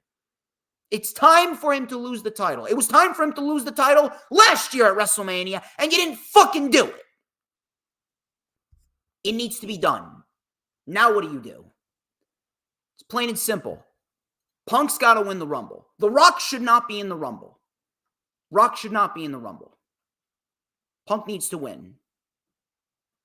The plan is very simple going forward. The Rock should not win the Royal Rumble. Punk wins the Rumble. He fights Seth Rollins at WrestleMania 40 Night 1. What happens with Cody? Cody wins the Chamber. What do you do with The Rock? You put The Rock in there with Roman Reigns at the Elimination Chamber. You know why? Because it's going to be in a WrestleMania-like setting with 60,000, 70,000 people, and it's not even officially WrestleMania. Elimination Chamber is the unofficial night 3 of WrestleMania. Rock and Roman then, and then Cody wins the Chamber, and Cody fights Roman Reigns at WrestleMania 40 Night 2 and wins the championship. And do not give me this fucking bullshit excuse of, it's at 5:30 a.m. Fuck your time excuse. I don't give a fuck if it's at 5:30 a.m., 2 a.m., 12 p.m. Book the match. Time stamps don't matter. Rock Roman at the Chamber, Cody Roman WrestleMania. I do not want to hear a fucking peep out of anyone regarding that. That is your plan. If anything else happens, you know what I'm going to do. I'm going to shit on it. I'm going to shit on it because it deserves to be shit on. Zoe Stark and Shayna Baszler, they took on Tegan Nox and Natalya. Who gives a fuck? Stark wins it with the Z360, and that was that. Next week, we got Katana Chance and Kaden Carter versus Chelsea Green and Piper Niven. Women's Tag Team Championship rematch. And then in our main event, 20 minutes. 20 minutes. Excellent main event. Drew McIntyre, Seth Rollins for the World Heavyweight Championship. Drew really kept the pace on Seth Rollins here. Rollins came back with a tope con hero. We had a satellite DDT by Rollins and a big frog splash. Drew kicked out. Rollins then with a superplex. Drew countered into a Falcon Arrow. Super kick by Rollins. Future shock DDT by Drew. Claymore reversed into a sit-out powerbomb. Phoenix splash missed. Claymore missed. Pedigree connects. 1, 2. Drew kicked out. All of a sudden, Damian Priest comes out with Dominic Mysterio and JD McDonough. Priest then hit Rollins with a briefcase behind the referee's back. He was set to cash in. All of a sudden, we had a Claymore to Priest, belly to belly by Dom. We had a Claymore to Rollins. Drew covered, but the cover was too deep, and Rollins ended up getting his foot on the bottom rope, which was great. Excellent, excellent near fall. I thought that was it. Drew then tore apart the table. Both men were on the table. Rollins then with a pedigree on the table. Back in the ring. Stomp. 1, 2, 3. Rollins retains the World Heavyweight Championship in an excellent, excellent, excellent match. I don't know why people are shocked about this. Do you know why Seth Rollins retained? Because Drew McIntyre, he is not in the plans to be a world champion. Does he deserve it? Yes, he deserves the opportunity, but right now it's not his time. What's going to happen with Drew McIntyre? It's simple. Drew is not going to be with the company after WrestleMania. Drew McIntyre will show up at Wembley. I am throwing it out there right now. I'm making my bold prediction for 2024. Drew McIntyre will be signing under Tony Khan, and he will show up at Wembley Stadium. That's going to be a massive moment for Drew McIntyre. I'm telling you right now. Drew McIntyre will show up at Wembley. It's going to happen. Just you wait. Very good show. Very good show for Day 1 Raw. Very, very pleased with what we got.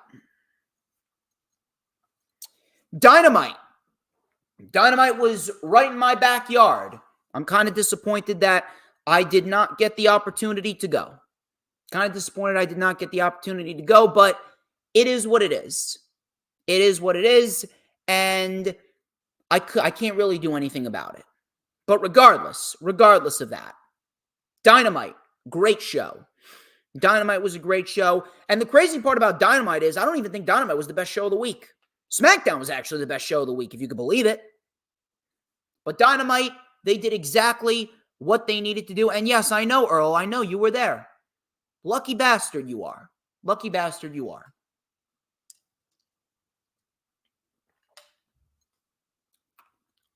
Dynamite. Samoa Joe. Samoa Joe was shown winning the world title, and he said in a backstage interview following World's End that he kept his promises. You stole from me at Grand Slam, Max, and now I took what was yours. I took from you what you took from me. I turned everyone you loved against you. I am a heartless son of a bitch, and I will always take what is mine. I am Samoa Joe. I am the AEW World Champion, and I will take everything from anyone who tries to take this from me. Fucking love it. Absolutely love it. Tony Khan, he did right by Joe. Tony Khan, he did right by Joe, and it is a great thing to see a guy like Samoa Joe getting what he rightfully deserves. See, and that right there is one of the reasons why you should not book Swerve Strickland and Samoa Joe at Revolution. That's your double or nothing match. Jon Moxley and Bryan Danielson are right there. Put one of those two against Samoa Joe at Revolution and call it a day. Samoa Joe gets the win there. Adam Cole, he came out with his posse. They got new theme music, and they are called the Undisputed Kingdom. I love it. That is an excellent name, the Undisputed Kingdom. Cole goes, you don't have sympathy for me? See, you don't understand right from wrong. You think that we are the bad guys. For years, MJF ran his mouth about everyone in this company. So you know what? If I'm the devil, you can buy me a first-class ticket to hell. MJF only cares about MJF, and it's about time that there is a change. The crowd then chanted, he's our scumbag. Cole then said, MJF is gone, and he is never coming back. There are a lot of reasons why I did what I did. You see, MJF needed Adam Cole, not the other way around. I sacrificed everything for that friendship. That's how I broke my ankle. So I'm loving what he's saying so far. He then goes, none of you would be cheering MJF without Adam Cole. I saved MJF's world title reign, and I also ended it. This is about destroying a man to his core. MJF is dead. Crowd then chanted, shut the fuck up. I thought that was great. He goes, we are the Undisputed Kingdom, and we are here to win gold. My best friend Roderick, he will go after the International Championship. You got the Kingdom, Mike Bennett and Matt Taven.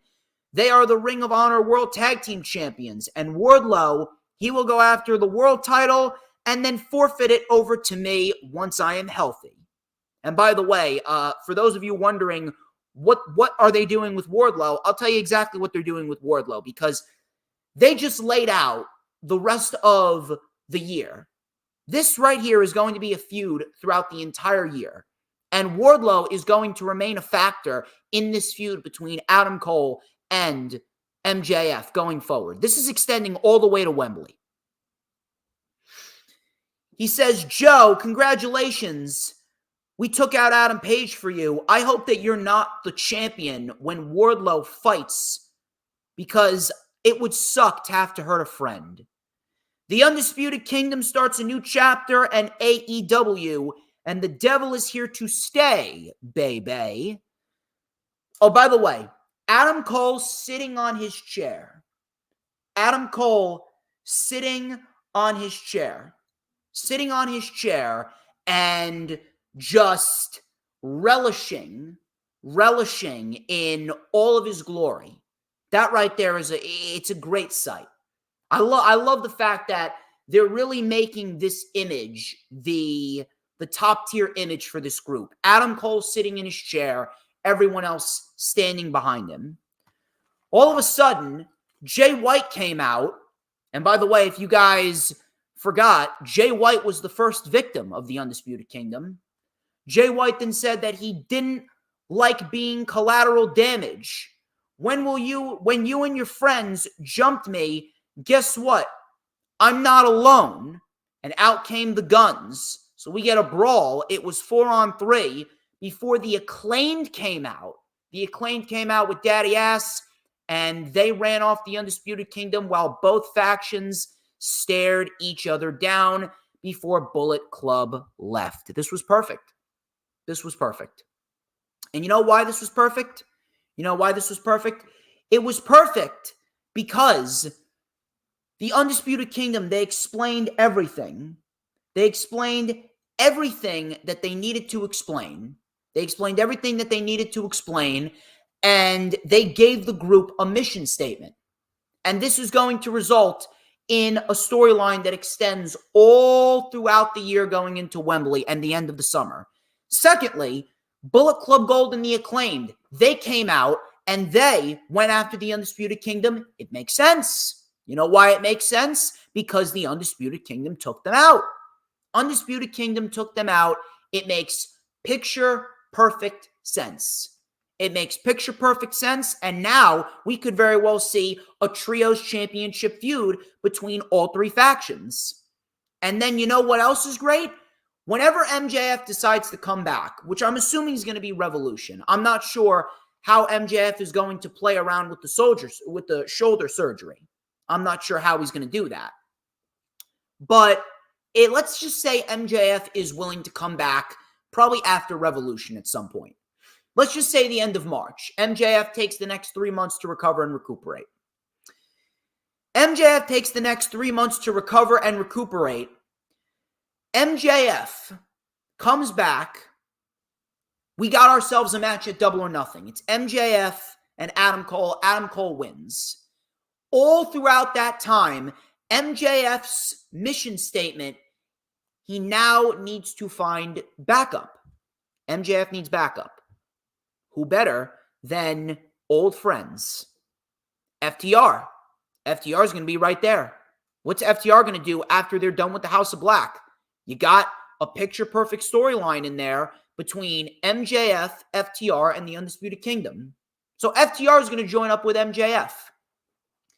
Then, a big portion of the story here is going to be MJF and Wardlow. The story is going to revolve around MJF trying to tell Wardlow that he's changed, trying to tell Wardlow that you should not be winning the world title just to forfeit it to Adam Cole. You're good enough to be world champion on your own. MJF is going to be faced with the task to get Wardlow to side with him. MJF is going to be faced with the task to get Wardlow to side with him. And when Wardlow inevitably sides with him, you got yourselves a 4-on-4 scenario. That's your blood and guts match. The Undisputed Kingdom will be involved in blood and guts in some way, shape, or form. And then you, if you want to do 5-on-5, you have 2 individuals that you can plug in there as well. Swerve Strickland should ultimately take the title off of Joe. After Joe loses the title, you could plug in Joe against MJF and the Pinnacle. You can plug Joe in there with the Undisputed Kingdom. Or, if you don't want to plug in Joe, Kyle O'Reilly if he's ready to come back. I would prefer Samoa Joe because Samoa Joe makes a little bit more sense. Samoa Joe and the Undisputed Kingdom, that's 5. Who joins up with MJF and the Pinnacle? Hangman Adam Page, because Hangman was taken out.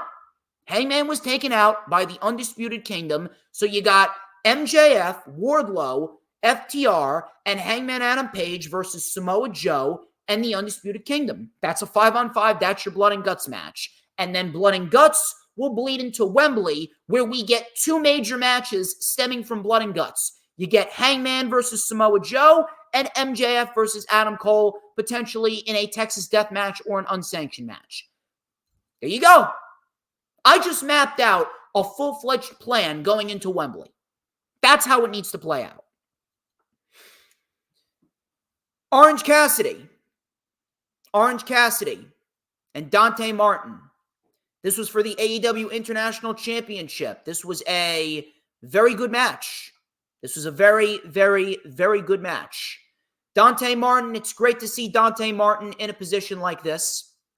We had Dante Martin delivering a nice tope suicida, but ultimately he got sent into the barricade by Orange Cassidy with a shotgun dropkick.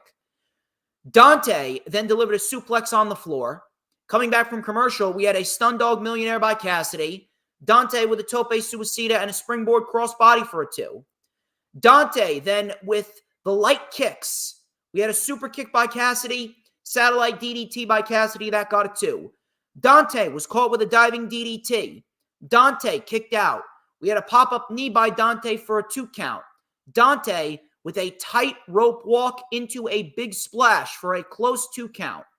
Back and forth roll-ups. Orange Cassidy then came in with an orange punch connecting on the money. All of a sudden, he gets the pin. 1, 2, 3. So, Orange Cassidy gets the win. He gets the win in a very good match against Dante Martin. And then afterwards, we get Private Party returning out of nowhere. Mark Quinn is back. Quinn said that the tag team division has been missing some flavor. It's been missing some Private Party. Isaiah Cassidy then said, we're putting all tag teams on notice. Young Bucks, FTR, even the Hardys. I say, new year, new champs. Can I get a, oh yeah? I like it. Put a renewed focus on tag team wrestling. And you know what? We're going to get even more of a renewed sense of tag team wrestling tonight. Just watch what FTR and the House of Black do. Just watch.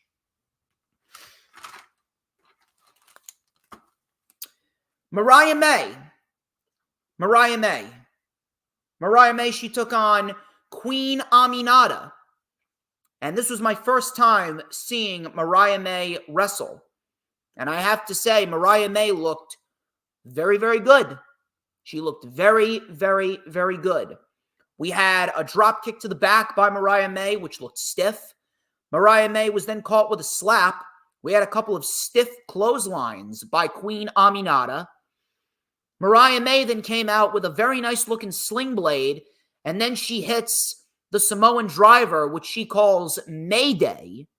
Mariah May looked very good here, and I'm very much looking forward to seeing what Mariah May does going forward. If she keeps up the pace, I can definitely see her winning the TBS Championship in due time. Renee Paquette then came to the ring to interview her. She says that this moment was surreal, but unfortunately, the only regret is that they had to do this in New Jersey. Crowd booed. All of a sudden, we saw the crowd look to the stage, and Deonna Purrazzo came out. Purrazzo then told Mariah to tell Toni Storm that they are living in the era of the virtuosa and that she is all elite. Mariah May then said, "I am not the messenger girl. Go tell her yourself, bitch." Mariah then slapped Deonna. Deonna then hit her right back and gave her a big boot, sending her out of the ring. And Mariah May, she is collateral damage for Deonna Purrazzo, as Deonna Purrazzo is here in the AEW women's division. This is a great thing. And now we're off to the races for the women's division being started on the right foot. This is exactly what we needed. It's exactly what we needed, and I'm very, very, very pleased to see that TK went out there to get Deonna. Now all you need to do is get Mercedes. In comes Jamie Hayter. In comes Britt Baker. And boom, the AEW women's division is stronger than ever. It's a great thing. Very, very, very happy to see this. Excellent pickup by TK. Christian Cage, he came out with the patriarchy for the State of the Union address as the two-time TNT champion. Shayna Wayne said that she was disgusted. She goes, "How dare you boo a mother? Show some respect for the greatest TNT champion that has ever lived, Christian Cage." So Tony then tried to say something. Christian cut him off.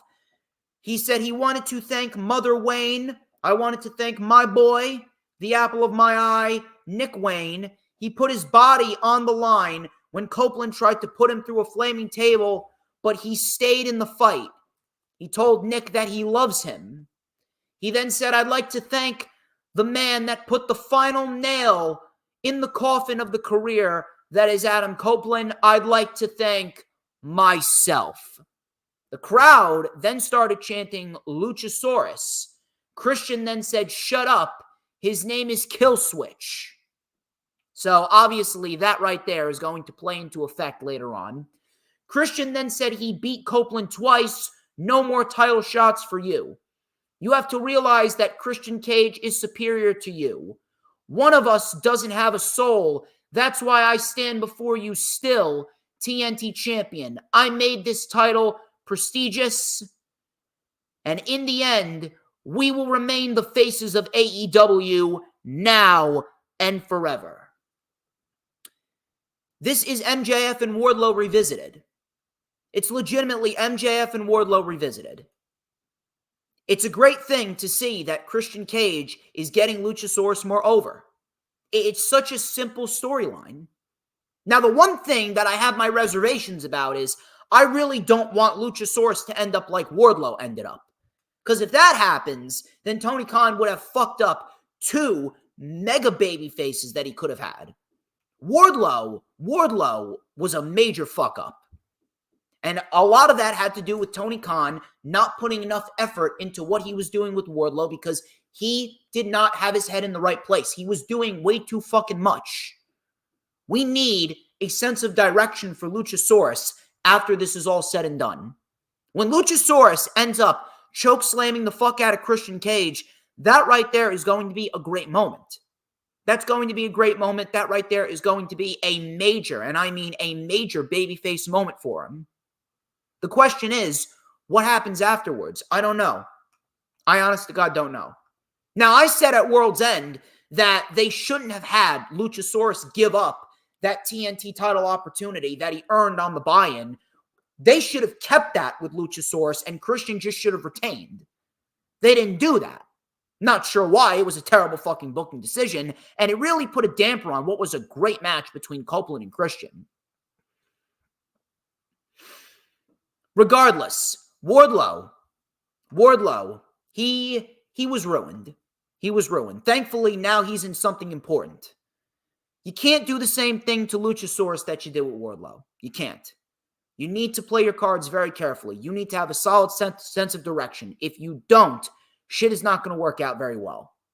But as of right now, the storyline, it's not just a storyline with Christian Cage and Adam Copeland. It's a storyline that's getting Nick Wayne more over as a heel, and it's getting Christian Cage more over as a heel, and in turn, Christian Cage's heel work is getting Luchasaurus more over as a babyface. I'm really loving what they're doing here, and I can't wait to hear what Adam Copeland has to say. Darby Allin and Konosuke Takeshita. This was fucking excellent. Excellent shit. Very, very, very pleased with what we got. Takeshita, he brought the fight to Darby Allin for sure. Darby then came in with a tope suicida, but Takeshita caught him with a nasty knee. All of a sudden, we had a rolling chaos theory. The rolling German suplex that Chad Gable usually does. Chaos theory on the ramp by Takeshita to Darby, which looked awesome. From there, we had an avalanche stunner. Avalanche stunner by Darby coming back from commercial. Cannonball suicida crushed Takeshita. Takeshita with the cradle tombstone. Crowd chanted, "This is awesome." Takeshita then took himself over the barricade. Darby with an avalanche coffin splash to the floor. Ref counted. Takeshita made it back in. Code red for a close 2 count. Takeshita got the knees up on the coffin drop. We had 2 German suplexes, a big lariat, a big boot, avalanche German suplex, and a V-trigger, and Takeshita gets the win in one hell of a fucking fight. And I said this once, I'll say it again. Konosuke Takeshita needs to be a priority on AEW TV in 2024. And we need to have him win more matches clean. Keep that up. Have him win more matches clean. Keep up that momentum. Don Callis, he then challenged Darby and Sting to a tag team match next week against Hobbs and Takeshita. I like that. And you know why? It is storyline continuation. Storyline continuation from World's End. That's all we wanted. Week-to-week booking, storyline continuation. You take a look at what we have going on, and there's a lot of storyline continuation that we've seen over the course of the last number of weeks. They started off Dynamite, continuing storylines from World's End. We're going to hear from Adam Copeland tonight on Collision. He's going to respond to Christian Cage. We got FTR and the House of Black, what they've been doing, and how FTR and the House of Black have been feuding for God knows how many months now. We're finally getting this tag team match. Simple. Probably get some more matches booked for the show. This was the only blemish on Dynamite. The only blemish on Dynamite was who was in this Fatal 4-Way match. It was Trent Beretta, Brian Cage, Brian Keith, and El Hijo del Vikingo. This was a number 1 contenders match to see who was going to fight Eddie Kingston for the Continental Crown on Collision. Now, I understand you want to give new people the opportunity. I do. I understand you want to give new people the opportunity, and I understand that you want to have Eddie Kingston be a fighting champion. I do. But what I don't understand is, why is it that you took 4 random individuals that haven't done anything to earn a championship title match to begin with? What do these 4 individuals have to do with Eddie Kingston? See, what they should have done is they should have had 4 individuals that competed in the Continental Classic, 4 runners-up in this match, and they should have fought for the right to fight Kingston. You could have picked Claudio, Brody, Roosh, and Mark Briscoe. Those 4 individuals would have been perfect. And then Brody could have won. You could have given us a rematch between Brody and Kingston. That would have made sense. because Kingston, he was not able to beat Brody. Kingston, he did not beat him. Brody was the only individual that Eddie Kingston did not beat in the Continental Classic. He beat everyone else. He beat Garcia. He beat Andrade. He beat Bryan Danielson. He did not beat Brody King. That would have been a perfect, and I mean a perfect story to tell. And it would have been simple too. You already got Malachi and Buddy competing on Collision. Why not give us Brody King competing on Collision too? Kind of stupid if you ask me. Now, that being said, this was a very good match. I can't really complain about that. So, we had some quick offense out of the gate. Vikingo mixed it up a little bit with Brian Cage. I would actually love to see a match between those two. We had a half and half by Trent, Pescado on Cage, Brainbuster by Brian Cage on the floor. Coming back from commercial, we had a springboard dropkick by Vikingo on Cage. We had a headbutt by Brian Keith. Cage then with a kick to Keith and an avalanche German suplex by Beretta. We had a big knee. Vikingo broke it up with a splash. Keith then stopped Vikingo and all four men were down. Cage then with an F5 on Keith. We had Vikingo breaking that one up. We had a powerbomb by Beretta on Cage. Trent was able to get a 2 count. Danhausen then came in and cursed Brian Cage. Brian Cage was taken out. We had a moonsault by Vikingo taking out Cage. Keith then with a running headbutt. Beretta kicked out. Beretta then with strong 0, and Beretta gets the victory. Very good Fatal 4-Way match. But again, why is it that you took 4 random guys rather than take 4 individuals that were in the Continental Classic that had story and history with Eddie Kingston, and that match could have been to determine the number 1 contender for Eddie Kingston? I understand that Eddie Kingston's not going to be losing as of lately, but don't you think it would have been a better story if you had Brody win this Fatal 4-Way match? Brody, Claudio, Roosh, and Mark Briscoe, 2 Gold League, 2 Blue League. Brody wins the Fatal 4-Way, and then Brody goes and fights Kingston, and Kingston's got to face the one guy that he didn't beat. He beat everyone but Brody. That would have been a very nice story to tell, but they didn't do that.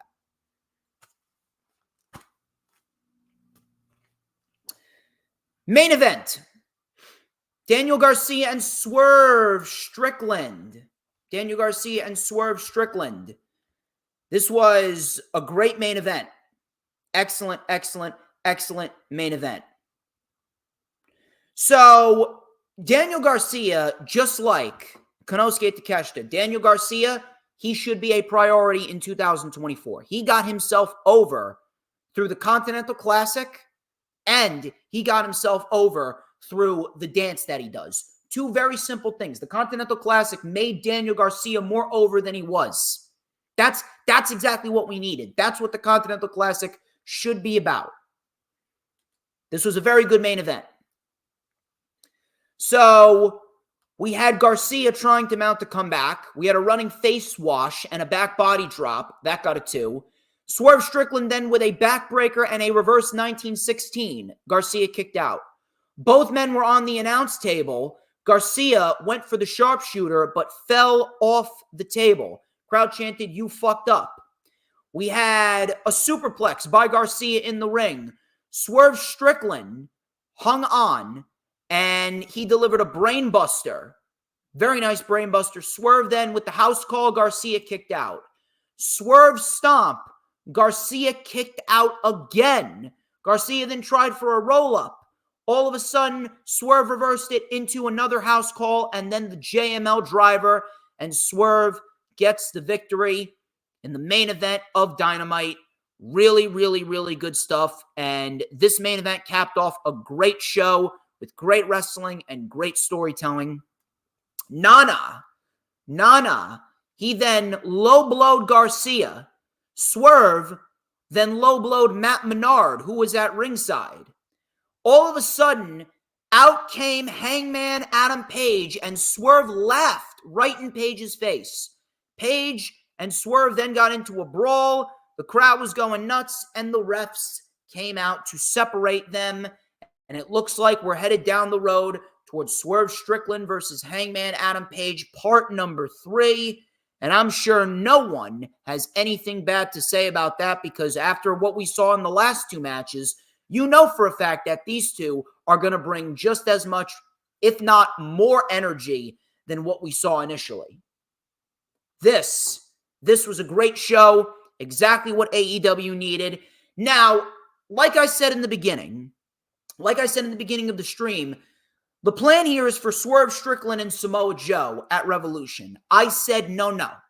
That is not how they should play that out. Because if Swerve Strickland fights Joe, then Swerve has to win. You're not going to put Swerve in a world title match and have him lose. And Samoa Joe, he deserves a hell of a lot more than just being a transitional champion. I already told you what needs to be done, and I'm going to stick to this. Swerve Strickland and Adam Page should be the match at Revolution. It should be Swerve, Hangman, Part 3, as an unofficial number 1 contenders match. Put them inside a steel cage. You already got a standard match. You already got a Texas Death Match. Give me a steel cage match. This is a fight forever type of feud. Swerve Strickland has been Hangman's best program ever since he was fighting the Elite and going after the world title. Ever since Hangman was going after Omega, he has not had an opponent that has given him these types of matches. Now, you can throw in Jon Moxley as well. The Jon Moxley-Hangman feud was very good. But Swerve Strickland, the story behind Swerve Strickland and the fact that he's targeting Hangman because he wants Hangman's spot, it's such a simple story. And it's made Swerve Strickland that much more credible. It has given Swerve Strickland a boost of adrenaline. And that just goes to show you how good Hangman is. Hangman is benefiting from Swerve Strickland, and Swerve is benefiting from Hangman. It's a fight forever type of feud. That is your match at Revolution. Do not waste it on Dynamite. Your 3-headed monster at Revolution should be Sting's last match, probably against Darby. It should be Swerve and Hangman steel cage. And if you want a world title match for the show, you have 2 very suitable names in Jon Moxley and Bryan Danielson. You could plug either one of those in there against Joe, and you can have Joe beat him. Simple. Why would you waste Samoa Joe's title reign as a 2-month meaningless reign, ultimately just to get it on the hot hand? You don't do that. Swerve can wait another 3 months. Swerve can wait until Double or Nothing. Swerve wins the world title at Double or Nothing, and Samoa Joe gets his title defense in there at Revolution. In no way, shape, or form is it necessary for Samoa Joe to lose the championship to Swerve at Revolution. Give me Swerve and Hangman Part 3. Swerve can win the world title at Double or Nothing, and then you can build towards them potentially main eventing Wembley.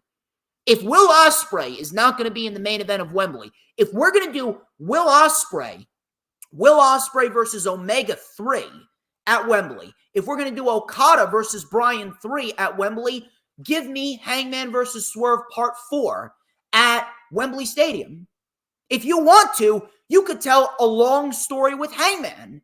You could tell a long story with Hangman and Swerve. You could have Swerve and Hangman main event Wembley. You can have Swerve beat Hangman. Swerve then goes on a year-long title reign going into next year's Wembley in 2025. You can run the match back, and then Page can become the world champion at the end of Wembley in 2025.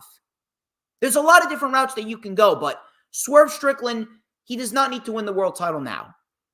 Save that for Double or Nothing. Save that for that pay-per-view, and give me Swerve Hangman steel cage at Revolution. That's the way to go. Do not waste this match on Dynamite. Great show for Dynamite. However, it was only the second best show of the week. I can't even believe that I'm going to say this, but I was very, very, very pleased with what we got for SmackDown. SmackDown had their New Year's Revolution show. And my God, Triple H came out of the gates hot. And I mean, he came out of the gates hot. Really, really, really, really good. And I'm telling you, if this is what we're going to get going forward on SmackDown, this could very well be SmackDown's best era since the 2016 era. I'm very, very, very much looking forward to seeing what Triple H has in store for SmackDown this year. Matter of fact, I even put it out there. The first SmackDown of 2024 was better than every single SmackDown episode of 2023. This was the best episode of SmackDown in the last 12 months. Fight me on it. I don't give a shit. It's the truth. It's a fact. This was a fantastic show. This was a legit mini pay-per-view. It felt like a mini pay-per-view. It felt important. It felt big. Matter of fact, it almost felt like a Raw after Mania. It felt like a classic Raw after Mania that we used to get back in the day. Kevin Owens. He took on Santos Escobar. This was the finals of the United States title #1 contenders tournament. Logan Paul came out to watch. The LWO then came out, and they ran off Angel and Humberto. Angel and Humberto, they are affiliated with Santos. And that is a great move. I think that is going to be a great, and I mean a great, feud going forward with the LWO when Rey Mysterio comes back. So we get Rey Mysterio and the LWO versus Santos Escobar and his posse. Legado del Fantasma, I'm assuming. So Kevin Owens came out of the gate hot. Cannonball and a frog splash. That got a 2 count. Escobar then targeted the broken hand, tilt-a-whirl backbreaker, and a tope suicida, sending Owens into the barricade. Coming back from commercial, Owens with an avalanche fisherman buster. Coming back from a second commercial, Owens then with a cannonball senton off of the apron onto Santos Escobar. We had a swanton bomb in the ring. Knees were up. Double knees in the corner and a Hurricane Rana off the middle rope by Santos. Santos then went up to the top and delivered a frog splash. That got a 2. Owens with a rolling senton for a 2 count. We had a roll up by Escobar, another 2 count. Hurricane Rana by Escobar. Owens then with a pop-up powerbomb and a stunner. And Owens gets the win in what was a pay-per-view worthy match. This was probably Santos Escobar's best match that we've seen of him ever since the match with Ricochet about 1 year ago at the end of 2022 when they had the SmackDown World Cup. I remember that match, and my God, those two absolutely fucking tore the house down. I was very pleased with what those two did, and in the end, Santos kind of fell by the wayside a little bit. He almost felt like he never had a breakout match up until right now. I'm not really sure what they were doing with Escobar this whole time, but I'm very, very happy that Santos Escobar is back doing what Santos Escobar does best, and that's go out there and put on bangers. Pay-per-view worthy match to kick off SmackDown. Logan Paul then said, "Congratulations, Owens, but I just want to let you know that beating me is like the Canucks winning the Stanley Cup, because it's never going to happen." Owens then took his cast and bashed Logan Paul right in the face. Triple H starting off 2024 on a hot note. Matter of fact, not only was this pay-per-view worthy, but this was the best opening match for SmackDown. The best opening match for SmackDown in months. Awesome stuff. Bobby Lashley and the Street Profits. They came out and they addressed the crowd. Lashley welcomed everyone to New Year's Revolution. He said that 2023 was the hardest year of his career in WWE, not because he didn't put in the work, but because the work did not translate into the results that he wanted them to translate into. But the highlight of his 2023, he said, was teaming with the Street Profits. We will take what we want in 2024, said Lashley. The crowd was chanting for Bobby.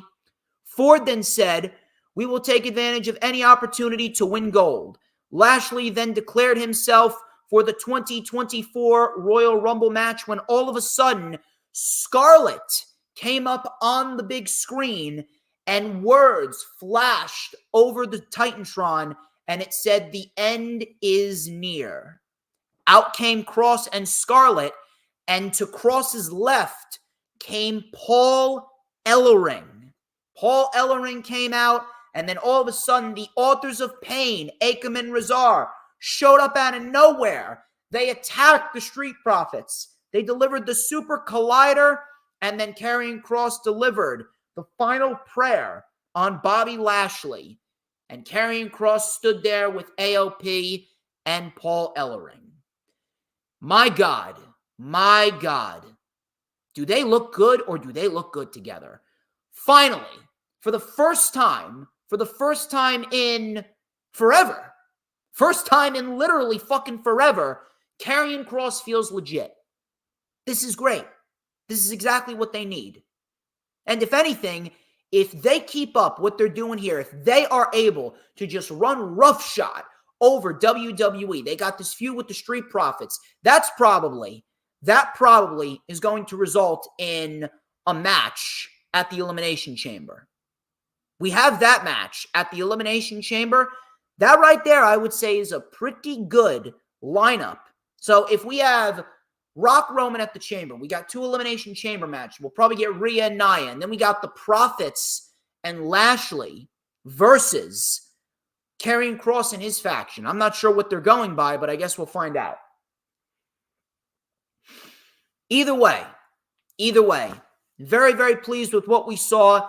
They looked great together. This is a great thing, and I cannot wait to see what the future holds for both the Authors of Pain and Karrion Kross. This is exactly what Kross needed. Michin, Mia Yim, she took on Io Sky for the WWE Women's Championship. Now, I complained about how this match was brought about. And rightfully so, because we did not need Mia Yim pinning Io Sky. We did not need Mia Yim pinning Io Sky a couple weeks ago on SmackDown. That was a terrible fucking decision. But, I cannot complain. Because this was a very good match. This was Mia Yim's best match on the main roster. Ever since she got called up to the main roster, she has not felt important whatsoever. She has not felt important at all. Now, I can finally look upon Mia Yim and say that, all right, you know what? She's on the right track. I want to see more. I want to see more of what she can do. Now, I understand that, listen, it's Io. It's Io Sky, and Io brings out the best in everyone. But regardless, I cannot take away from what Michin did. So, we had some back and forth counters. We had a stomp by Io. Michin then with a tope suicida on Io. Coming back from commercial, we had a gut-wrench suplex by Yim. Cannonball Senton connects for a 2 count. Codebreaker by Mia Yim out of the corner. That looked very nice. We had a half crab by Mia Yim. Io was able to get to the ropes. Io then with a bridging German suplex on the apron, which looked awesome. Bridging German suplex on the apron. Afterwards, Io then with a springboard missile dropkick. She went for the moonsault, but Mia Yim got the knees up, delivered a high-angle dragon suplex. That got a 2 count. We had a Meteora by Io for another close 2 count. We had both women now up on the top. Hurricane Rana by Io was stopped, and this was a great spot right here. Mia Yim stopped the Hurricane Rana by Io, and Mia Yim delivered an avalanche Styles Clash from the middle rope. Io just got her foot on the rope. That looked awesome. That looked fantastic. So, afterwards, Mia Yim was then caught with a Meteora against the barricade. Meteor in the ring. Over the moonsault connects, and Io Sky retains the championship in a very good match. Very, very pleased with what we got here, and I want to see more of what Mia Yim can do. Mia Yim's best match on WWE TV on the main roster so far. Paul Heyman. Paul Heyman came up on the screen, and he talked about what The Rock said.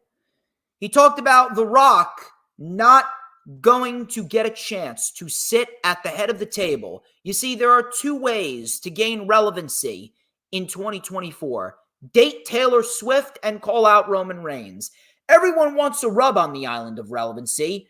Whoever wins tonight will be smashed by the head of the table at the Rumble, because there is not a man, not one man, that can beat Roman Reigns. And when he said there is not one man that can beat Roman Reigns, that kind of gave us a little clue as to where they were going to go.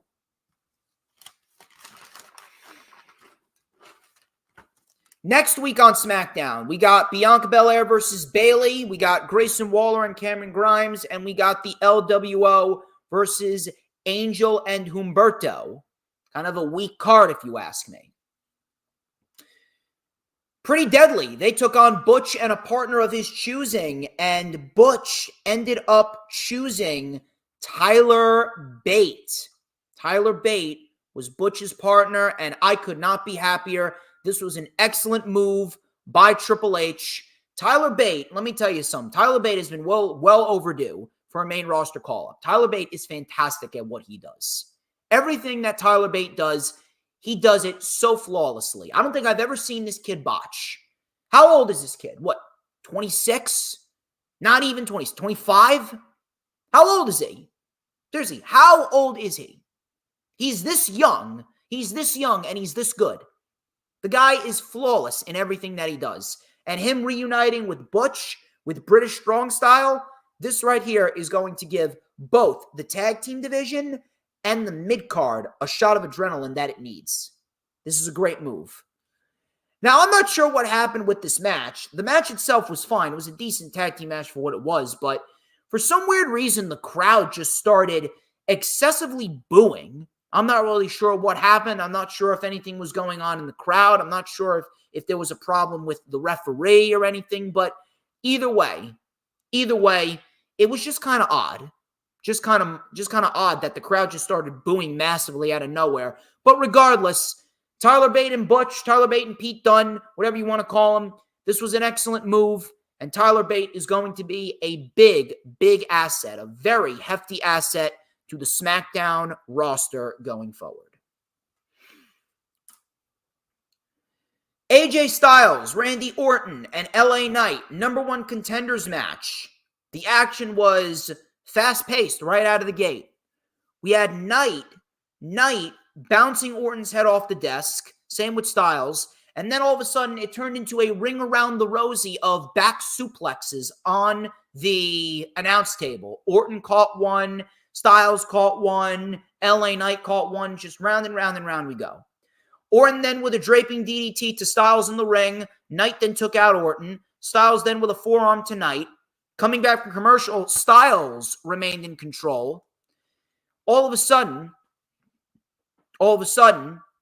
Knight mounted a comeback. He hit a BFT on Orton. He thought he was going to get the win, but Styles stopped the referee's hand.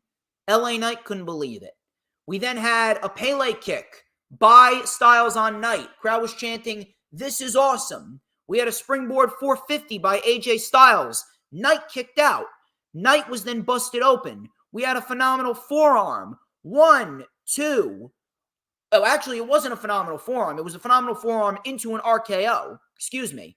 Randy Orton was in. He delivered an RKO mid-phenomenal forearm to AJ Styles, and LA Knight pulled the ref out.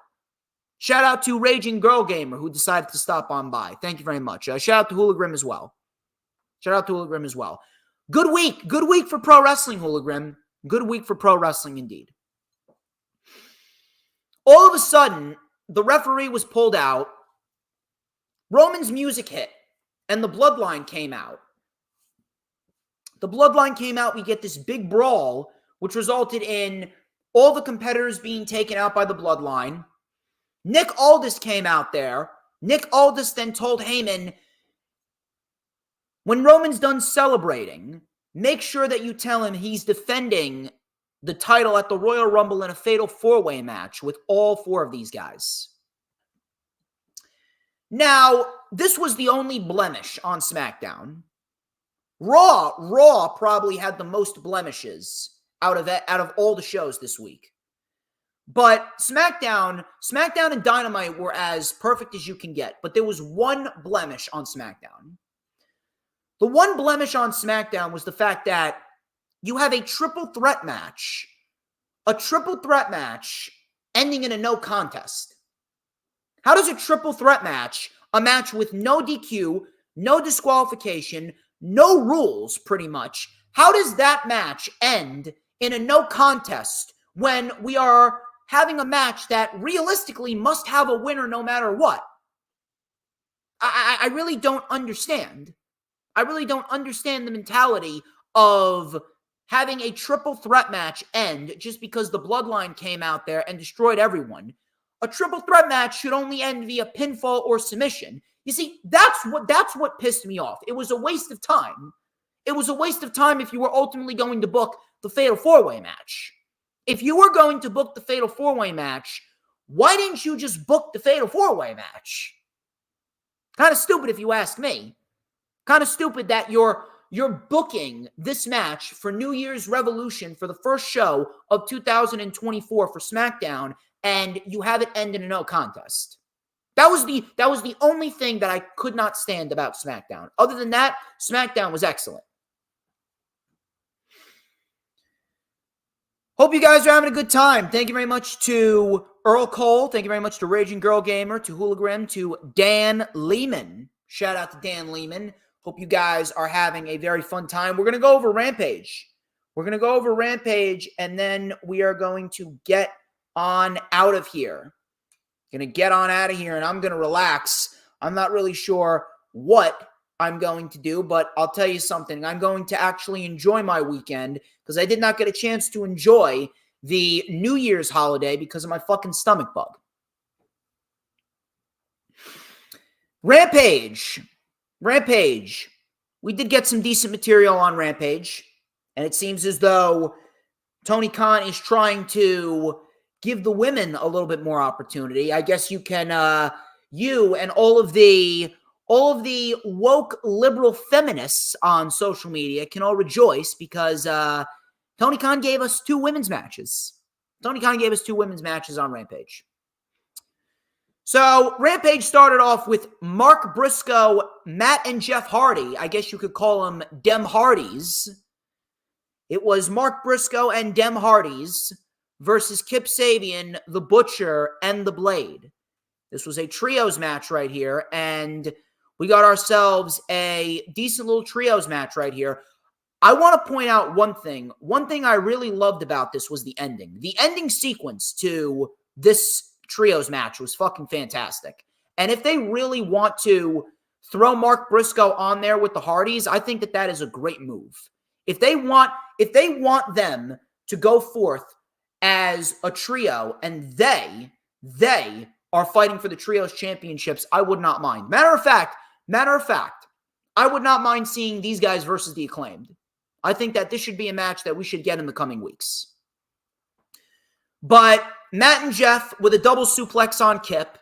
Jeff Hardy is moving very, very well. I'm glad that Jeff Hardy got himself clean. Jeff Hardy is moving very, very fluidly out there, which is surprising because he's always the guy that takes the crazy bumps. It's unbelievable. Crowd was chanting, "Let's go, Hardy." Matt Hardy, he then came in with a splash from the middle rope onto the Butcher, tagged to Mark Briscoe. He was giving Butcher and Blade some redneck kung fu. Butcher then tripped Mark Briscoe up on the apron, and Mark Briscoe was then given an Arabian moonsault by Kip Sabian.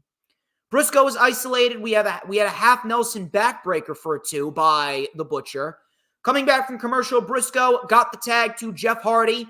Jeff Hardy with an atomic drop, a low drop kick, and an elbow for a two. Hardy with a middle rope splash. We had some poetry in motion. The Blade then delivered a DDT to Matt Hardy. Sabian then accidentally delivered a double drop kick to his own partners. This is where the sequence came in, and I love this sequence right here. The final sequence of the match was Kip Sabian. He caught a twist of fate by Matt, tagged to Jeff Hardy, swanton bomb by Jeff, tagged to Mark Briscoe, froggy bow by Mark Briscoe, one after the other, and Mark Briscoe gets the win for his trio. Solid opening match. I didn't have an issue with it. I would like to see Mark Briscoe and the Hardys as a trio going forward a little bit more. I think that they could be a very fun trio. To say the least. Matter of fact, if they want to have the Acclaimed fight them, I would not mind that at all. Sammy Guevara, he was interviewed by Renee. He was with Chris Jericho. And by the way, I think we already knew that Chris Jericho was being lied about. Chris Jericho was being lied about by Nick Hausman. Fuck Nick Hausman. It's fuck Nick Hausman all day, every day. So Sammy Guevara was interviewed. He talked about fighting Ricky Starks next week. Jericho promised that if Big Bill gets involved, he will take him out. I'm looking forward to that match. That is a great match for Dynamite Homecoming. And to my knowledge, if I'm not mistaken, is this a first time ever match? I don't think we've ever seen Ricky Starks versus Sammy Guevara. I think this may very well be a first time match. But Dynamite Homecoming is looking pretty decent. We got Konosuke Takeshita and Powerhouse Hobbs versus Sting and Darby. We got Sammy Guevara and Ricky Starks. See what else they add. I think we could very well get the Hardys versus Private Party. Now, that would be a great tag team match if you really want to continue building up the tag team division.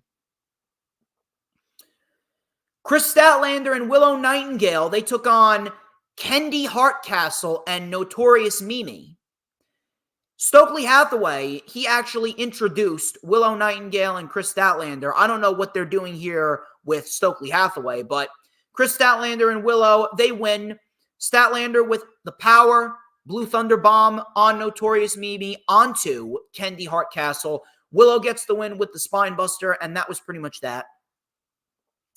Listen, Stokely is a hit or miss. But a heel turn for Chris Statlander, that is something that I'm actually intrigued in. I do believe that if they want to experiment with a heel turn for Chris Statlander, I do believe that Chris Statlander could receive that extra oomph. It almost seems like she's gone as far as she can go as a babyface. So why not experiment with her as a heel? It's not going to kill you. We'll see what happens. Anna Jay and Hikaru Shida. This was decent for what it was. Anna Jay usually has her best matches with Shida. And when it comes to Hikaru Shida, she usually brings out the best in everyone. There was one fuck up here. The one fuck up was Paul Turner. He looked like it looked like he botched the 3 count. It seemed as though Anna Jay won this match.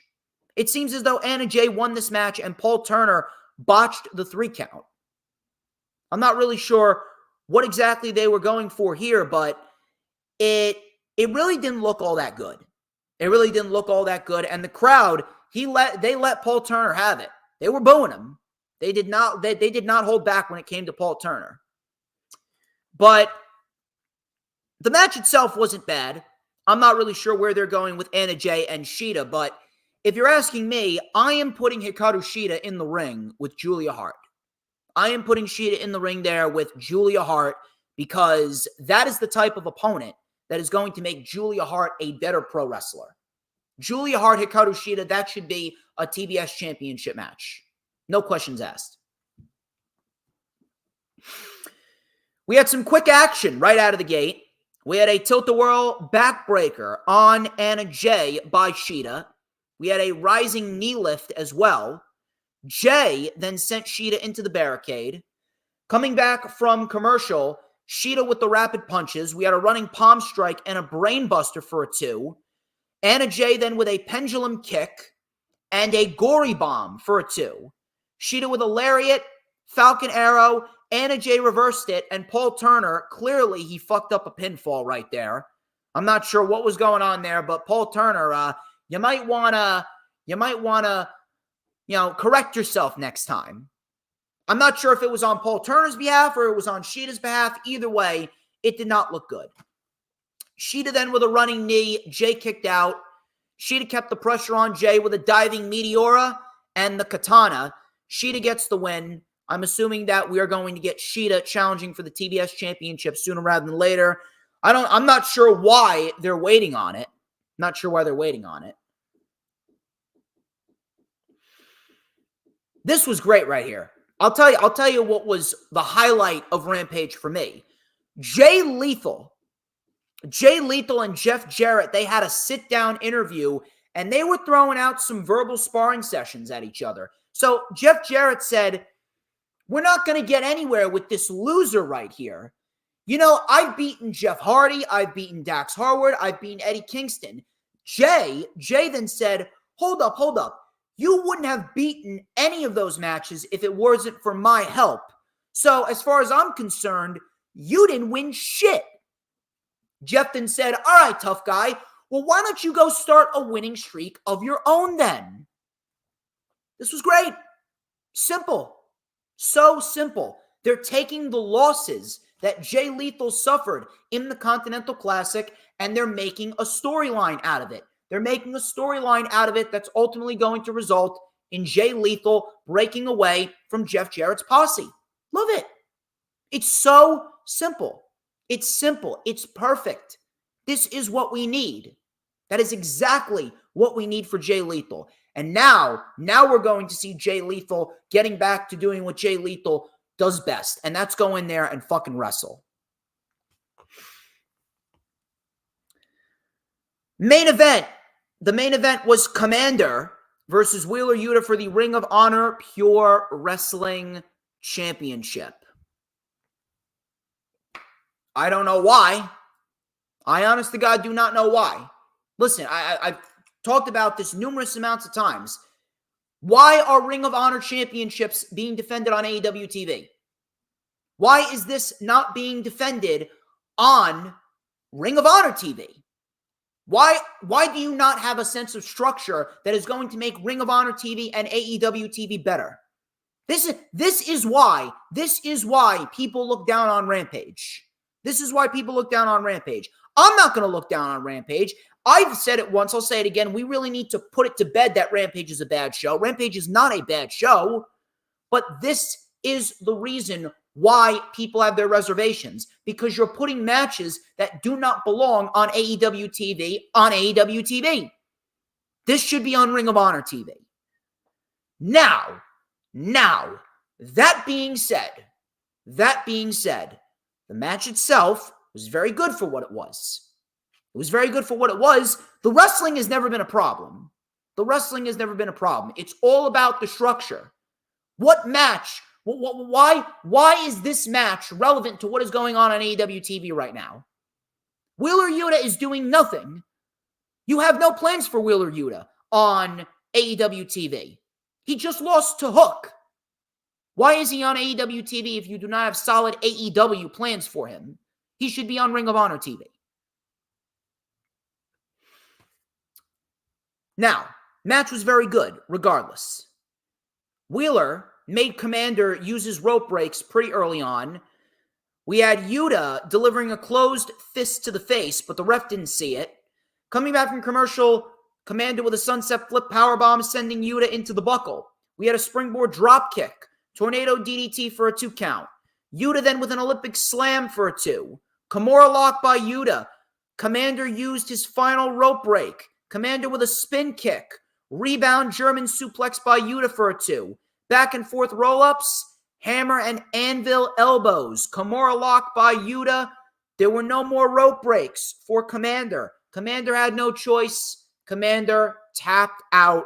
Wheeler Yuta retains. the Ring of Honor Pure Championship in the main event of Rampage. A match that realistically should not have been on the show and should have been saved for Ring of Honor TV. Or if you wanted to, you could have saved it for Ring of Honor Supercard of Honor.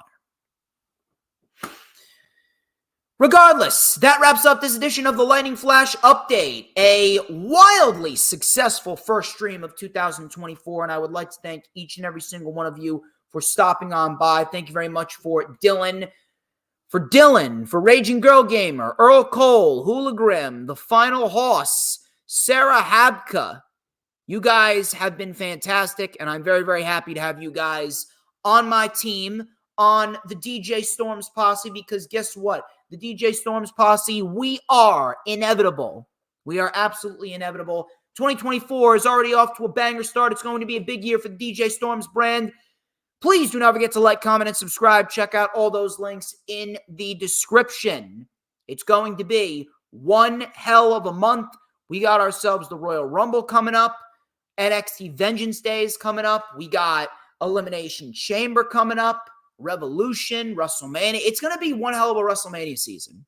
It is going to be one hell of a WrestleMania season, and I cannot wait to see what pro wrestling has in store for us as we are getting set for 2024. It's going to be a good one. Like, comment, subscribe. Check out all those links in the description. Until next time, I am DJ Storms. This has been the Lightning Flash Update. But before we get out of here, obviously, you already know the drill. You got to tell me, people, who runs the IWC as I take a drink. I'll tell you who runs the IWC. Who? But DJ motherfucking Storms. And don't you ever, ever, ever forget it. 'Cause we want retribution. Oh yeah, we want retribution. Oh yeah, we want retribution. Oh yeah, we want retribution. Yeah, we ran out of patience.